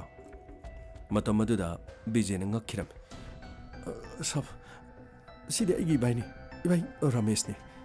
ꯑꯣ, ꯑꯍꯤꯡꯕ ꯃꯤꯁꯤꯗꯤ ꯎꯕꯒ ꯈꯪꯉꯤꯅꯦ꯫ ꯁꯤꯗ ꯂꯩꯔꯤꯕ ꯁꯤꯔꯤꯕ ꯅꯨꯄꯤꯁꯤꯒꯤ ꯐꯣꯇꯣꯁꯤꯗ ꯎꯕꯗ ꯈꯪꯗꯦꯅꯦ꯫ ꯑꯃꯨꯛꯁꯨ ꯍꯥꯏꯅꯦ꯫ ꯍꯧꯖꯤꯛ ꯂꯣꯏꯅ ꯈꯪꯉꯛꯈꯤꯅꯤ꯫ ꯔꯃꯦꯁ, ꯂꯦꯡꯁꯤꯜꯂꯣ, ꯁꯣꯝꯗ ꯂꯦꯡꯁꯤꯜꯂꯣ, ꯑꯗꯨꯒꯅꯦ ꯑꯁꯦꯡꯕꯁꯤꯡꯗꯣ, ꯉꯁꯥꯏ ꯑꯩꯅ ꯍꯪꯕꯗ ꯅꯪꯅ ꯈꯨꯝꯈꯤꯕꯁꯤꯡꯗꯣ ꯁꯦꯡꯅ ꯅꯪꯒꯤ ꯅꯁꯦ ꯅꯨꯄꯥꯁꯤꯗ ꯁꯦꯡꯅ ꯍꯥꯏꯌꯨ꯫ ꯁꯞ, ꯑꯩ ꯉꯁꯥꯏ ꯂꯣꯏꯅ ꯍꯥꯏꯖꯈ꯭ꯔꯕꯗꯨꯗꯤ ꯁꯞ꯫ ꯌꯥꯔꯦ, ꯑꯗꯨ ꯂꯩꯌꯨ꯫ ꯅꯆꯤꯟꯗꯣ ꯈꯨꯝꯃꯛꯀꯅꯨ꯫ ꯑꯩꯅ ꯍꯪꯕ ꯃꯇꯝꯗꯣ ꯑꯗꯨ ꯈꯛꯇꯗ ꯈꯨꯝꯃꯨ꯫ ꯕꯤꯖꯦ, ꯅꯨꯄꯤꯁꯤ ꯃꯁꯛ ꯈꯪꯉꯕ꯭ꯔꯥ? ꯁꯞ, ꯆꯨꯝꯃꯦ ꯁꯞ, ꯃꯥ ꯀꯜꯄꯅꯥꯅꯦ ꯁꯞ꯫ ꯍꯧꯖꯤꯛꯇꯤ ꯅꯆꯤꯟ ꯆꯨꯝꯃꯦꯅꯦ꯫ ꯃꯇꯧ ꯀꯔꯝꯅ ꯍꯥꯠꯄꯅꯣ? ꯀꯔꯤꯒꯤ ꯍꯥꯠꯄꯅꯣ? ꯑꯁꯦꯡꯕꯁꯤꯡꯗꯣ ꯃꯔꯤ ꯍꯥꯏꯔꯣ꯫ ꯌꯥꯝ ꯁꯦꯡꯅ ꯍꯥꯏꯇꯥꯔꯒꯗꯤ ꯆꯥꯔꯖ ꯁꯤꯠꯇꯣ ꯄꯤꯛꯅ ꯊꯥꯡꯒꯠꯈꯤ꯫ ꯀꯔꯤꯒꯨꯝꯕ ꯅꯔꯥꯟ ꯂꯩꯔꯝꯂꯒꯅ ꯂꯦꯡꯕ ꯉꯝꯗꯅꯕ ꯅꯄꯨꯟꯁꯤꯗꯣ ꯐꯥꯔꯁꯤ ꯇꯧꯔꯒ ꯍꯥꯠꯅꯅꯕꯒꯤꯗꯃꯛ ꯆꯥꯔꯖ ꯁꯤꯠꯇꯣ ꯆꯥꯎꯅ ꯊꯥꯡꯒꯠꯄꯤꯒꯦ꯫ ꯅꯪꯅ ꯇꯧꯖꯈꯤꯕ ꯅꯔꯥꯟ ꯄꯨꯝꯅꯃꯛ ꯀꯣꯛꯆꯅꯅꯕꯒꯤꯗꯃꯛ ꯆꯥꯔꯖ ꯁꯤꯠꯇꯣ ꯆꯥꯎꯅ ꯊꯥꯡꯒꯠꯂꯒ ꯅꯉꯛ ꯁꯝ ꯑꯗꯨꯗ ꯊꯧꯔꯤ ꯊꯨꯔꯒ ꯁꯤꯖꯕ ꯌꯥꯅꯅꯕꯒꯤꯅꯦ ꯑꯩ ꯁꯤꯟꯕꯤꯒꯦ꯫ ꯍꯥꯏꯔꯣ, ꯁꯦꯡꯅ ꯍꯥꯏꯔꯣ꯫ ꯁꯔ, ꯑꯩ ꯃꯐꯝ ꯑꯁꯤꯗ ꯀꯝꯄꯅꯤꯗ ꯊꯕꯛ ꯑꯃ ꯌꯥꯎꯔꯝꯃꯤ꯫ ꯑꯗꯨꯕꯨ ꯊꯕꯛꯅ ꯌꯥꯝꯅ ꯋꯥꯕ, ꯄꯩꯁꯥꯅ ꯌꯥꯝꯅ ꯐꯪꯗꯕ, ꯃꯗꯨꯗꯒꯤ ꯑꯩ ꯀꯝꯄꯦꯅꯤꯗꯨ ꯊꯥꯗꯣꯛꯈꯤ ꯅꯥꯁꯤꯛꯇ ꯂꯩꯕ ꯀꯝꯄꯦꯅꯤ ꯑꯃꯗ ꯑꯩ ꯊꯕꯛ ꯌꯥꯎꯕ ꯆꯠꯈꯤ ꯃꯐꯝ ꯑꯗꯨꯗ ꯇꯣꯂꯣꯞꯁꯨ ꯌꯥꯝꯅ ꯆꯥꯎꯏ ꯑꯗꯨꯒ ꯀꯝꯄꯦꯅꯤꯁꯨ ꯌꯥꯝꯅ ꯑꯆꯧꯕꯅꯤ ꯅꯣꯡꯃ ꯀꯝꯄꯦꯅꯤꯒꯤ ꯐꯪꯁꯟ ꯑꯃꯈꯛ ꯇꯧꯏ ꯐꯪꯁꯟ ꯑꯗꯨꯗ ꯑꯩꯒ ꯀꯜꯄꯅꯥꯒ ꯊꯦꯡꯅꯈꯤ ꯑꯍꯥꯟꯕ ꯎꯕꯃꯛꯇꯗ ꯏꯕꯥꯅꯤ ꯃꯤꯠ ꯆꯥꯟꯅꯈꯤ ꯏꯕꯥꯅꯤ ꯉꯥꯎꯅꯈꯤ ꯏꯕꯥꯅꯤ ꯃꯤꯠ ꯆꯥꯟꯅꯗꯨꯅ ꯑꯗꯨꯃꯛ ꯂꯩꯈꯤ ꯍꯥꯏ ꯑꯩ ꯕꯤꯖꯦ ꯑꯣ ꯑꯩ ꯀꯜꯄꯅꯥ नाइस टू मीट यू असुमने इबानी खंगनखी इबानी नासिक की मफम लेबा फजब मफम कया इबानी कोइब चमिनखी तसेंग इबानी यामना नक्सिनखी मतम अदुदा आई युम पाले हाइबा इकाउखी महाक नक्सिनबा असुम हेलपदगी तसेंग कल्पना महाक इंगोंदा ngaukhi ओ मतम अदुदा नंग युम पाले हाइबसे नंग कल्पना दा हाइगिदब्रो सब आई अहानबददी हाइखिथि अदुबु कल्पनाना नक्सनबा सुम हेलकपसिदगी आई युम पाले हाइबसे मंगोंदा इना खंगनखि मतम अदुदा महाक यामना सौखि करिगिदमक्ता अहानबदा हाइद्रिबनो हाइदन अहानबदा नंग युम पाले खंगजरमलबदी नंगोंदा येलमलोइदबनि वाहि असि महाक इंगोंदा याम ततना हाइ अदुबु असुम नक्सिनरखिबना आइसु मंगोंदा युम पाले हाइबा हाइहौदि नक्सिनखिबसिना अदुमक इबानिगी नुंसिनबगी मरि नक्सिनरखि मसीगी मतुंगदा अइना लेरिबा नासिककी मफम अदुदा नोंमा अहिंग अमा महाक लाखि ए कल्पना कइनो अहिंगसिदा नंग लाइसिदि बिजे आई युम थादोक्तुना लाक्लाबनि आई नंगा काइनबा ngama आई मनुंगदबदा चंगखि ए कल्पना मिन उरदि करि खंदोइनो करि खनेगे आइसु नंगी नुपिने हायो नति नति कल्पना मफम मसिदा लेरिबसे अदुदि फरक तारनी कल्पना लो आई थेलगे लो नंग युमदा चलु लो वा फजन कोना खनसेबा सिनंगना थोगिसि याम फत्रेबा सिदि लोइना काइनरनी करिनो नंगना काइनरनी हाइसिबो नंगना इबु नुंसि हाइदेने अदुगा नंगना आइगिदमु लेपंग मोइद्रा हाइसे कल्पना अदुगी वा नते फजन खनरगा करि करिनो दुम पांथुकसे मफम सिदि बानी पुलुप लेरदि आइदि मफम सिदा फैमिलीगा लेगनि हाइदुनि यानाखिबा नते अइना लेरिबा मफम सिदगी आइबो सोइदुना तांथोरकनि आई अदुदा कैम खंगदि आई युमदा इमा बाबादा युम थादोगा आइगी पुंसिगी लंबी समजरनि हारगा लाबनि कल्पना प्लीज अइना हाइबसिना अमता ताबियु असुमना सा महाक आइगी काता लेसिलखि महाक थिलगे हाइबसु याखिदि मसिगी मतुंगदगी आइगा कल्पनागा अइना लेरिबा भरा अदुदा पुन्ना लेमिनारे हाइबसे आइगी इबाइना खंगि आइगी इबाइना खंगबदगी पाहोसे युमदा ताखि आई अमदी आइगी नुपी सरिता अमदी आइगी इबाई अखोई हुम युमदा वा तानर मतम अदुदा अइना चलिबा लमचत असिगिदमक युमदा लेरिबा नुपीगा आइगा यामना खनखि मतम अदुदा आइगी इबाई रमेश नायरखि यारेसे नखोइनिना तुम खनदौगी तौ लेरि हौजिक थोइबा थौदोकसे हौजिक मांगदा तारिसि करिनो सि खनगदबनि नोइनिना खनरिबिदो अदुना थोकिबा थौदोकसिंदो अमु हलो यागद्रो से अखोई वा म खनसे लिंजु सीबा चैसु तेक्तबा अदुदि करिनु बा अदुदि खलोदना नंसु खलो करि तौगदिगिदु खलो मतम अदुदा बिजेगी नुपीना हारखि फरे बिजे हौकरबदि हौकरे आई पुनमक्तो आई लोइना काउथोलखि अदुबु मखा ताबसिदि अइना हाइबदा नंगना याबियु करिनु सरिता कल्पनाबु हाटपा करि कमाइना हाटकदिनु मदुदि अखोइ पुनम अवाफमदा तानी आई अदुदा खंगदे अवाफमदा तागिरा तारोइरा हौजिक तारिबसे अवाफम नत्रिब्रो आइदि अदुदा खंगदे महाकी पुंसिबु लुसिनबा बिजे आइगी चनुपिना हारिसे सिना चुमने नंगना पांथोकपा ngamद्रगा आई लेसिदि आई पांथोके अदुगा थबक असिदा नंग यावगदब मरमदि नंग यावद्रबदि मसिदा नंगना थैदोक्तुना सख्रबदि इचनुपिगा आइगा अवाफम थाहोंनि अदुना थबक असिदा नंगसु यावगदबनि इबाई आई मदुदि ngमोइ आई कल्पनाबु हाटपा यावबदि ngमोइ अदुरगना खलोदना नंगना मसिगी मतुंग करि ओरकनि नंगी नथक्ता खुना करि तोरकनि दु नंग खंगोदना सब असुमना प्लान अमा सिनखि मसिगी मतुंगदगी आइना ऑनलाइन कंपनी अमदगी स्टे हाइबा ब्रांड अदुगी सलवार अमा आइना चेनखि मदुगी खुदोल पोतु आइना पुरगा कल्पनादा पिखि ꯀꯜꯄꯅꯥꯅ ꯈꯨꯗꯣꯟ ꯄꯣꯠ ꯑꯗꯨ ꯎꯕꯗ ꯌꯥꯝꯅ ꯍꯔꯥꯎꯖꯈꯤ꯫ ꯃꯇꯝ ꯑꯗꯨꯗ ꯑꯩꯅ ꯍꯥꯏꯈꯤ, ꯀꯜꯄꯅꯥ, ꯁꯤ ꯅꯪꯒꯤꯗꯃꯛ ꯂꯩꯔꯛꯄ ꯁꯜꯋꯥꯔꯅꯤ꯫ ꯌꯥꯝꯅ ꯃꯃꯤꯡ ꯂꯩꯕ ꯑꯅꯧꯕ ꯍꯟꯗꯛ ꯍꯥꯡꯕ ꯁ꯭ꯇꯦ ꯕ꯭ꯔꯥꯟꯒꯤꯅꯤ꯫ ꯌꯥꯝ ꯐꯖꯕꯅꯤ ꯃꯈꯣꯏꯒꯤ ꯁꯜꯋꯥꯔꯁꯦ꯫ ꯑꯝꯇ ꯁꯦꯠꯂꯣ, ꯑꯝꯇ ꯌꯦꯡꯒꯦ꯫ ꯀꯩꯒꯤꯅꯣ ꯍꯧꯖꯤꯛ ꯅꯨꯃꯤꯗꯥꯡ ꯋꯥꯏꯔꯝꯁꯤꯗ ꯁꯤ ꯁꯦꯠꯂꯣ ꯍꯥꯏꯁꯤꯕꯣ? ꯀꯣꯏꯕ ꯆꯠꯂꯨꯁꯦ꯫ ꯑꯦ, ꯑꯁꯦꯡꯕꯒꯤꯔꯥ ꯍꯥꯏꯁꯦ? ꯁꯦꯠꯆꯜꯂꯣ, ꯑꯗꯨꯒ ꯐꯖꯕ꯭ꯔꯥ ꯌꯦꯡꯉꯣ꯫ ꯑꯁꯨꯝꯅ ꯁꯜꯋꯥꯔ ꯑꯗꯨ ꯁꯦꯠꯂꯕ ꯃꯇꯨꯡꯗ ꯃꯍꯥꯛ ꯌꯥꯝꯅ ꯍꯔꯥꯎꯖꯈꯤ꯫ ꯑꯩꯅ ꯀꯣꯏꯕ ꯆꯠꯂꯨꯁꯦ ꯍꯥꯏꯗꯨꯅ ꯃꯍꯥꯛ ꯀꯥꯔꯗ ꯄꯨꯊꯣꯔꯛꯈꯤ꯫ ꯑꯁꯨꯝ ꯒꯥꯔꯤ ꯊꯧꯗꯨꯅ ꯂꯥꯛꯈꯤ꯫ ꯒꯥꯔꯤ ꯑꯗꯨꯒꯤ ꯃꯅꯨꯡꯗ ꯃꯥꯏꯊꯣꯡꯗꯣ ꯃꯃꯣꯟꯅꯣ ꯑꯩꯅ ꯀꯣꯏꯕ ꯆꯠꯄ ꯄꯨꯕꯤꯔꯕꯅꯤ ꯍꯥꯏꯗꯨꯅ ꯍꯔꯥꯎꯖꯗꯨꯅ ꯃꯍꯥꯛ ꯒꯥꯔꯤ ꯑꯗꯨꯒꯤ ꯃꯅꯨꯡꯗ ꯇꯣꯡꯖꯈꯤ꯫ ꯑꯩꯅ ꯄꯥꯡꯊꯣꯛꯀꯗꯧꯔꯤꯕ ꯊꯕꯛ ꯑꯗꯨꯗꯤ ꯃꯍꯥꯛꯇꯤ ꯈꯪꯖꯗꯦ꯫ ꯑꯗꯨꯕꯨ ꯑꯁꯨꯝ ꯂꯝꯕꯤꯗ ꯁꯥꯡꯅ ꯊꯧꯔꯛꯄ ꯃꯇꯝꯗ ꯃꯍꯥꯛꯅ ꯍꯥꯏꯔꯛꯈꯤ, ꯕꯤꯖꯦ, ꯒꯥꯔꯤꯁꯤ ꯌꯥꯝꯅ ꯁꯥꯡꯅ ꯊꯧꯃꯟꯈ꯭ꯔꯦ꯫ ꯀꯗꯥꯏꯋꯥꯏꯗꯅꯣ ꯅꯪꯅ ꯑꯩ ꯄꯨꯔꯤꯁꯤꯕꯣ? ꯌꯧꯗꯣꯔꯦ꯫ ꯑꯁꯤꯗꯒꯤ ꯈꯤꯇꯪ ꯆꯠꯂꯒ ꯌꯥꯝꯅ ꯐꯖꯕ ꯃꯐꯝ ꯑꯃ ꯂꯩ꯫ ꯑꯗꯨꯗ ꯀꯣꯏꯔꯨꯁꯦꯅ ꯇꯧꯕꯅꯤꯗ꯫ ꯅꯪ ꯃꯐꯝꯗꯨ ꯎꯔꯗꯤ ꯄꯨꯔꯥ ꯉꯥꯎꯗꯣꯏꯖꯥꯠꯅꯤ꯫ ꯑꯣ, ꯆꯠꯂꯣ ꯑꯗꯨꯗꯤ꯫ ꯑꯩ ꯃꯐꯝꯗꯨ ꯌꯥꯝꯅ ꯌꯧꯅꯤꯡꯉꯤ꯫ ꯍꯣꯏ꯫ ꯕꯤꯖꯦ, ꯅꯪꯅ ꯒꯥꯔꯤꯁꯤ ꯁꯨꯝ ꯊꯧꯕꯁꯤꯗ ꯑꯩ ꯇꯨꯝꯅꯤꯡꯉꯦ꯫ ꯑꯗꯣ ꯑꯩ ꯁꯤꯠꯁꯤꯗ ꯁꯨꯝ ꯇꯨꯝꯒꯦꯕ꯫ ꯑꯗꯣ ꯅꯪ ꯃꯐꯝꯗꯨ ꯌꯧꯔꯀꯥꯟꯗ ꯍꯧꯗꯣꯔꯛꯀꯦꯔꯥ? ꯑꯣꯀꯦ ꯕꯦꯕꯤ, ꯇꯨꯝꯃꯣ꯫ ꯑꯩ ꯃꯐꯝꯗꯨ ꯌꯧꯕꯒ ꯑꯗꯨꯝ ꯍꯧꯗꯣꯔꯛꯀꯦ꯫ ꯑꯁꯨꯝꯅ ꯃꯍꯥꯛ ꯁꯤꯠ ꯑꯗꯨꯗ ꯑꯗꯨꯃꯛ ꯇꯨꯝꯊꯈꯤ꯫ ꯃꯁꯤꯒꯤ ꯃꯇꯨꯡꯗ ꯑꯩꯅ ꯂꯝꯕꯤ ꯑꯃꯒꯤ ꯃꯇꯥꯏꯗ ꯒꯥꯔꯤ ꯑꯗꯨ ꯈꯥꯝꯈꯤ꯫ ꯑꯃꯗꯤ ꯂꯝꯕꯤ ꯑꯗꯨꯒꯤ ꯃꯇꯥꯏꯗꯒꯤ ꯏꯕꯥꯏ ꯔꯥꯃꯦꯁ ꯒꯥꯔꯤ ꯑꯗꯨꯒꯤ ꯃꯅꯤꯡꯗ ꯀꯥꯈꯠꯂꯛꯈꯤ꯫ ꯑꯁꯨꯝꯅ ꯃꯤ ꯂꯩꯇꯕꯒꯤ ꯑꯆꯦꯡꯕ ꯇꯟꯖꯥ ꯌꯦꯡꯗꯨꯅ ꯀꯥꯔ ꯑꯗꯨꯒꯤ ꯃꯅꯨꯡꯗ ꯏꯕꯥꯏ ꯔꯥꯃꯦꯁꯅ ꯊꯥꯡ ꯃꯆꯥ ꯑꯃ ꯁꯠꯇꯣꯛꯂꯒ ꯀꯜꯄꯅꯥꯒꯤ ꯃꯉꯛꯁꯝꯗ ꯊꯥꯡꯗꯨꯅ ꯂꯦꯟꯈꯤ꯫ ꯀꯥꯔ ꯑꯗꯨꯒꯤ ꯃꯅꯨꯡꯗ ꯑꯩꯅ ꯄꯨꯡꯉꯥꯡ ꯉꯥꯡꯗꯨꯅ ꯇꯥꯈꯤ꯫ ꯃꯇꯝ ꯑꯗꯨꯗ ꯏꯕꯥꯏ ꯔꯥꯃꯦꯁ, ꯕꯤꯖꯦ, ꯅꯪ ꯉꯁꯥꯏ ꯑꯩꯅ ꯅꯪꯒꯤ ꯃꯣꯕꯥꯏꯜ ꯃꯨꯠꯊꯠꯂꯣ ꯍꯥꯏꯕꯗꯨ ꯃꯨꯠꯊꯠꯄ꯭ꯔꯥ? ꯚꯥꯏ, ꯑꯩ ꯃꯨꯠꯊꯠꯂꯦ꯫ ꯌꯨꯝꯗꯒꯤ ꯊꯣꯛꯂꯛꯄꯗ ꯑꯩꯅ ꯃꯣꯕꯥꯏꯜꯗꯨ ꯃꯨꯠꯊꯠꯂꯦ꯫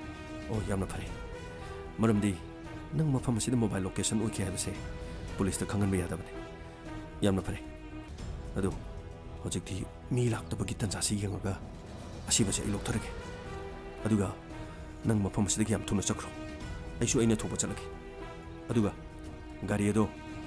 ꯏꯁꯤꯡꯅ ꯅꯤꯡꯊꯤꯖꯅ ꯆꯥꯝꯊꯣꯛ꯫ ꯒꯥꯔꯤꯗ ꯏ ꯃꯔꯤꯛ ꯑꯃꯠꯇ ꯄꯥꯟꯕ ꯌꯥꯗꯦ꯫ ꯍꯣꯏ ꯚꯥꯏ, ꯑꯩ ꯆꯠꯂꯒꯦ꯫ ꯑꯁꯨꯝꯅ ꯁꯥꯕ ꯒꯥꯔꯤ ꯑꯗꯨꯒꯤ ꯃꯅꯨꯡꯗꯒꯤ ꯀꯜꯄꯅꯥꯒꯤ ꯑꯁꯤꯕ ꯍꯛꯆꯥꯡ ꯏꯕꯥꯏ ꯔꯥꯃꯦꯁꯅ ꯂꯧꯊꯣꯛꯈꯤ꯫ ꯑꯩ ꯃꯐꯝ ꯑꯗꯨꯗꯒꯤ ꯃꯃꯥꯏ ꯂꯩꯔꯒ ꯂꯥꯛꯈꯤ꯫ ꯑꯃꯗꯤ ꯒꯥꯔꯤ ꯑꯗꯨ ꯑꯩꯅ ꯏꯁꯤꯡꯅ ꯅꯤꯡꯊꯤꯖꯅ ꯆꯥꯝꯊꯣꯛꯈꯤ꯫ ꯃꯁꯤꯒꯤ ꯃꯇꯨꯡꯗ ꯏꯕꯥꯏ ꯔꯥꯃꯦꯁꯅ ꯑꯁꯤꯕ ꯍꯛꯆꯥꯡ ꯍꯨꯟꯗꯣꯛꯈꯤ꯫ ꯑꯣ, ꯅꯈꯣꯏꯅ ꯁꯦꯟꯅꯕꯥꯏꯒꯤ ꯄ꯭ꯂꯥꯟ ꯑꯁꯤ ꯑꯣꯟꯊꯣꯛꯅ ꯐꯖꯈ꯭ꯔꯦꯅꯦ꯫ ꯅꯈꯣꯏꯒꯤ ꯀꯦꯁ ꯑꯁꯤꯗ ꯅꯈꯣꯏꯒꯤ ꯅꯚꯥꯏ ꯔꯥꯃꯦꯁ ꯑꯩꯈꯣꯏꯅ ꯏꯔꯥꯏ ꯂꯥꯏꯅ ꯐꯥꯈꯤ꯫ ꯃꯗꯨꯗꯤ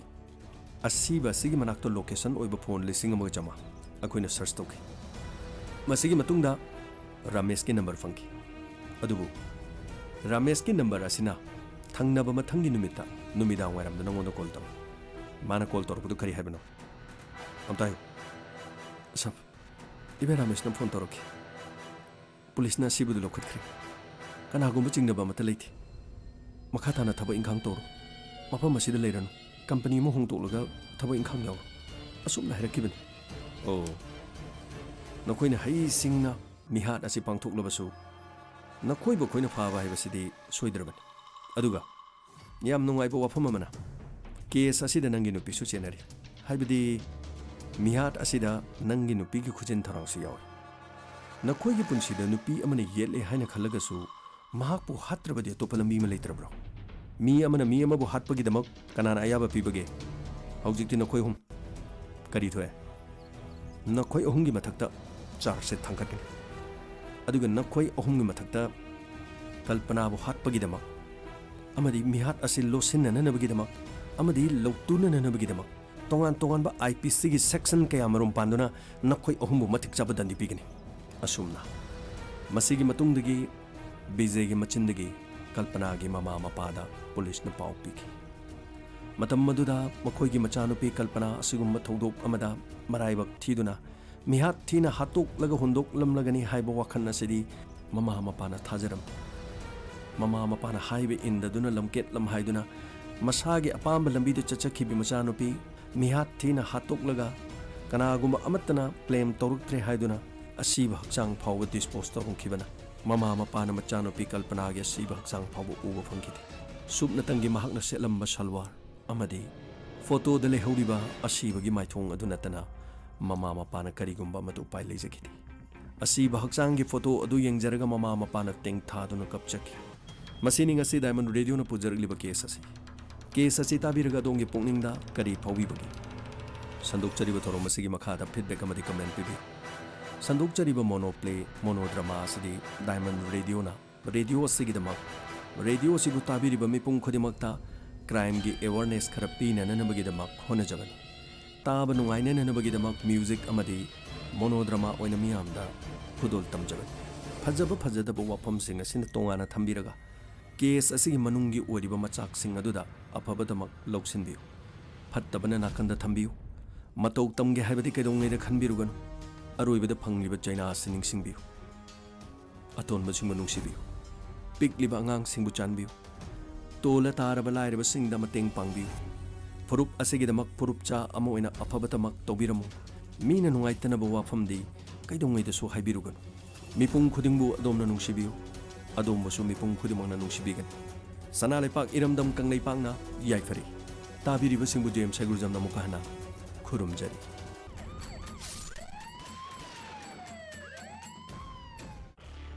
ꯍꯧꯖꯤꯛ ꯇꯥꯕꯤꯈ꯭ꯔꯦ ꯀ꯭ꯔꯥꯏꯝ ꯔꯤꯄꯣꯔꯠ ꯊꯧꯔꯝ ꯑꯁꯤꯒꯤ 135 ꯁꯨꯕ ꯏꯄꯤꯁꯣꯗ꯫